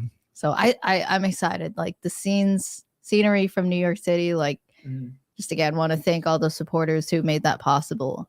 Just both my regular monthly supporters, but also the direct supporters on that campaign. Like you all helped make this music video happen, this next one. So also I would say it's not like any of the music videos we've released before. It's totally different of a vibe. It's music wise too. It's different. It's singing. It's not, it's not just rap. Like I love rap, but I love many, many genres of music, music connoisseur, you could say. It's true. Yeah, but think you'll like it. Like the feel is different. It's a vibe, you know. It's a good song. I think I'm excited, and definitely, you know, shout out to our friend Vinny of Root Note Productions. He did a great job. So just really excited to share with you guys tomorrow. Oh yeah, no, yeah, he did an awesome job. Like seriously, I'm excited to work with him again on future projects. So if he's willing, so yeah. See what the future I agree holds. here with ADC. Happy to hang with libertarians on New Year's Eve. Yeah. 10 times the following next year and 100 times. Yeah, and here's the crazy thing, right? So it's like we are definitely some of the more specifically thought all the targeted people, because there's a video that we did once back in I don't know, just 6 months ago or something like that, where we show people how come we were specifically targeted based on this research study about like the right wing echo chambers. So we were listed on that thing, and more than one of the people that were like, oh, we got to stop these people. So we definitely had experienced plenty right of wing, the throttling. Right wing. That is so just a nonsensical phrase. It's as nonsensical of a phrase as saying, oh, that's a secular view you have. Oh, that's a theologian view you have. No, it's a philosophical view or not. Right? Like, right. Those silly labels don't really mean anything in reality. Right. All right. Hey, Mark. What's up? Hi, guys. Happy New Year anniversary from Lily Marky. Thank Hello. you. And Omega Rasto says we need Liberty Metal. There is Liberty Metal. Yeah. There's a lot that exists. Liberty you Metal. Don't need me. There's actually the first album. I mean, the first song that I didn't even make myself. I just featured it. That was the song I was kind of part of. I just was a feature, and I didn't sing or rap. I just narrated some lines. Yeah. And yeah, it was his name is Fatty Garcia, and it was called Mental Cleanse. And so it's like rap plus metal. It was like a mix of like rap and metalcore. It was really cool how he put it together. Actually, it was a nice blend. But yeah, there was also another song we shared recently called Taxation is Theft. That's just straight up Liberty Metal. Yeah. You have the name of the I'm guy. Show this guy right here. Yeah, it's Riley. I can't always mix up. Oh, but thanks, Omega. Cheers. Riley Hall. Thanks for that. I feel like you bought me a shot. He's this guy right here. He's just chilling, but he actually has a pretty impressive, like mainstream quality level death metal voice. And he does that music, and he's like really good at it. And he just had a new song, Taxation is Death, that's actually like really good, like definitely up there. I'll be more critical when it comes to music and be realistic. His is like straight up like mainstream death metal stuff that you would think, oh, okay, that's like mainstream competitive. You wouldn't even know that this is like a hardcore Liberty guy until you read the lyrics and like, oh, okay. Whose name's Riley. So if you just look up Riley, Taxation is Theft. Let me see. But yeah. Let me see real quick. Let's see if I can find this. This was fun, everybody. Thanks for hanging. Oh, I see a Narco Rica's in the house. Wait. My mouth. Okay. This song, so you can see right there. Taxation is Theft, strong by Riley Hell, Hell. Oh. Yeah. Taxation that Riley Hell. Like heaven versus hell. Hell, yeah. Okay, Riley Hell, Taxation Stuff. That's some Liberty Metal for you. And stuff. There's Liberty Metal. I mean, there's a lot more than him too. I mean, you want the last bite? No, you can have the last bite. You deserve the little wieners. Okay. You deserve them. You've earned it. You've earned it. Wow. Well, I'm done with let's see, my wieners. I mean, my hot dogs. Yeah, he says I'm a fan of the underground metal scene, but some of the mainstream metal's good. I mean, I don't even like. I'm not a big like metal guy in terms of, like I know all the bands or anything. I can't say that. I'm just saying the caliber of the. Oh, we have some friends who are is like mainstream. There's some the underground quality. metals. Yep. Yeah, like Michael Heiss's of had a Mises Caucus. He Oh, can really? give you a He's huge into list. underground Yeah, metal. Too. so Oh. I just Right, he karaoke'd a lot of metal songs. I did. He Stephen did. Clyde. Yeah, that was Yeah. fun. I'm just saying that in terms of the quality, like the quality is like, oh, okay, this is well produced, great vocals, great mixing, mastering, that kind of thing. Yeah. Yeah. So cool. All right, everybody. Gosh, well, we're stuffed full of little Small hot wieners. dogs, and we got sparkling cider. The second one, see, I didn't get on the floor, was in the sink. Also, it wasn't as bad. The other one was like had been shaken or something. But yeah, it's good. Dropped. Woo! Well, thank you so much, everybody. This was such a fun way to kick off 2023. Now I'm gonna be like, oh, well, yeah, it's 2023, new year. Wow, yeah, it feels weird. We got new things going on and coming up for you too, and we'll see what events that we'll be at. We'll be sure to announce it, of course. So stay tuned here, or check out my Patreon or Subscribestar, or get on my mailing list if you want to stay updated that way. Either way, or Instagram, Twitter, different places, Minds. Just check it out there. Stay in touch, and yeah, I hope you have a great rest of the night. Stay safe. Be careful out there, but also have a good time and have fun with everybody. Make good memories. And yeah, we'll see you this upcoming year. Thanks, everybody. Thanks for hanging out. Yeah, and I would say, again, check out the Anti-State music video launch tomorrow. Yes, tomorrow. And especially, we need help getting the word out. We definitely need people sharing and stuff like that, because we definitely face some throttling there. So anything you can do, whatever it is, just if you like your profile, it, please share it to different giving places. It to anybody that like has a page or a blog or does any reviews, anybody anywhere that you think you can get this to just whatever, just get it some more traction. Greatly appreciated. And of course, it has a liberty message, and it's actually a bit more mainstream, you could say, because the language is a little bit more abstract. So it's something that might actually get more people to be willing to listen and share to, just because it has more of a broader, listenability appeal. So I'm hoping that maybe that, kicks it up there and gets more interest, and then gets them pilling and going down the tunnel of the rest of our other stuff too, because the deeper you go, the more very liberty oriented messages you get to see. So I'm hoping this is kind of one of those, pilling moments that gets people to go down that path and kind of check out the rest of the stuff and get deeper and deeper and learn the actual principles of liberty, and then share it. So, and in terms of links, we will go ahead and drop a link here, and we'll also post a comment under the video as well. We'll go ahead and post that right now. Yeah. So it's called Anti-State. And the official music video is tomorrow night. Yes. Or wait, no. Yes, today. Oh, today. It's going to be today at night. Tonight. Today at night. I mean tonight. All right, there it is. Yeah, so just pop that on down. And also, if you do like it too, keep us in mind for when we have our next music video project, whenever we launch out. We don't have a firm date yet, because we've been working on something top secret. We're working on the art, we're working on getting the song recorded. And then we're going to do like a campaign like we normally do with it. And as always, we're going to have opportunities to get credit, and stuff like that. So you can get your name on screen, that kind of thing. And if we're very successful with it too, in terms of, fundraising, stuff like that, it might be bigger and better than ever, where we have, back to having more people in the cast. There's casting opportunities for being in the video. There's also then, the opportunity to have this on a higher level production kind of thing. So I think you'll see what we're capable of. Wouldn't it be fun to do a premiere one day? Oh, like to have awesome. a fun live premiere, like absolutely, where we host an event in Florida. That'd be really cool, and we get to actually launch the video there. Yeah, that'd be sick. But we'll see. So I know the government shenanigans keep it going, but that's the plan.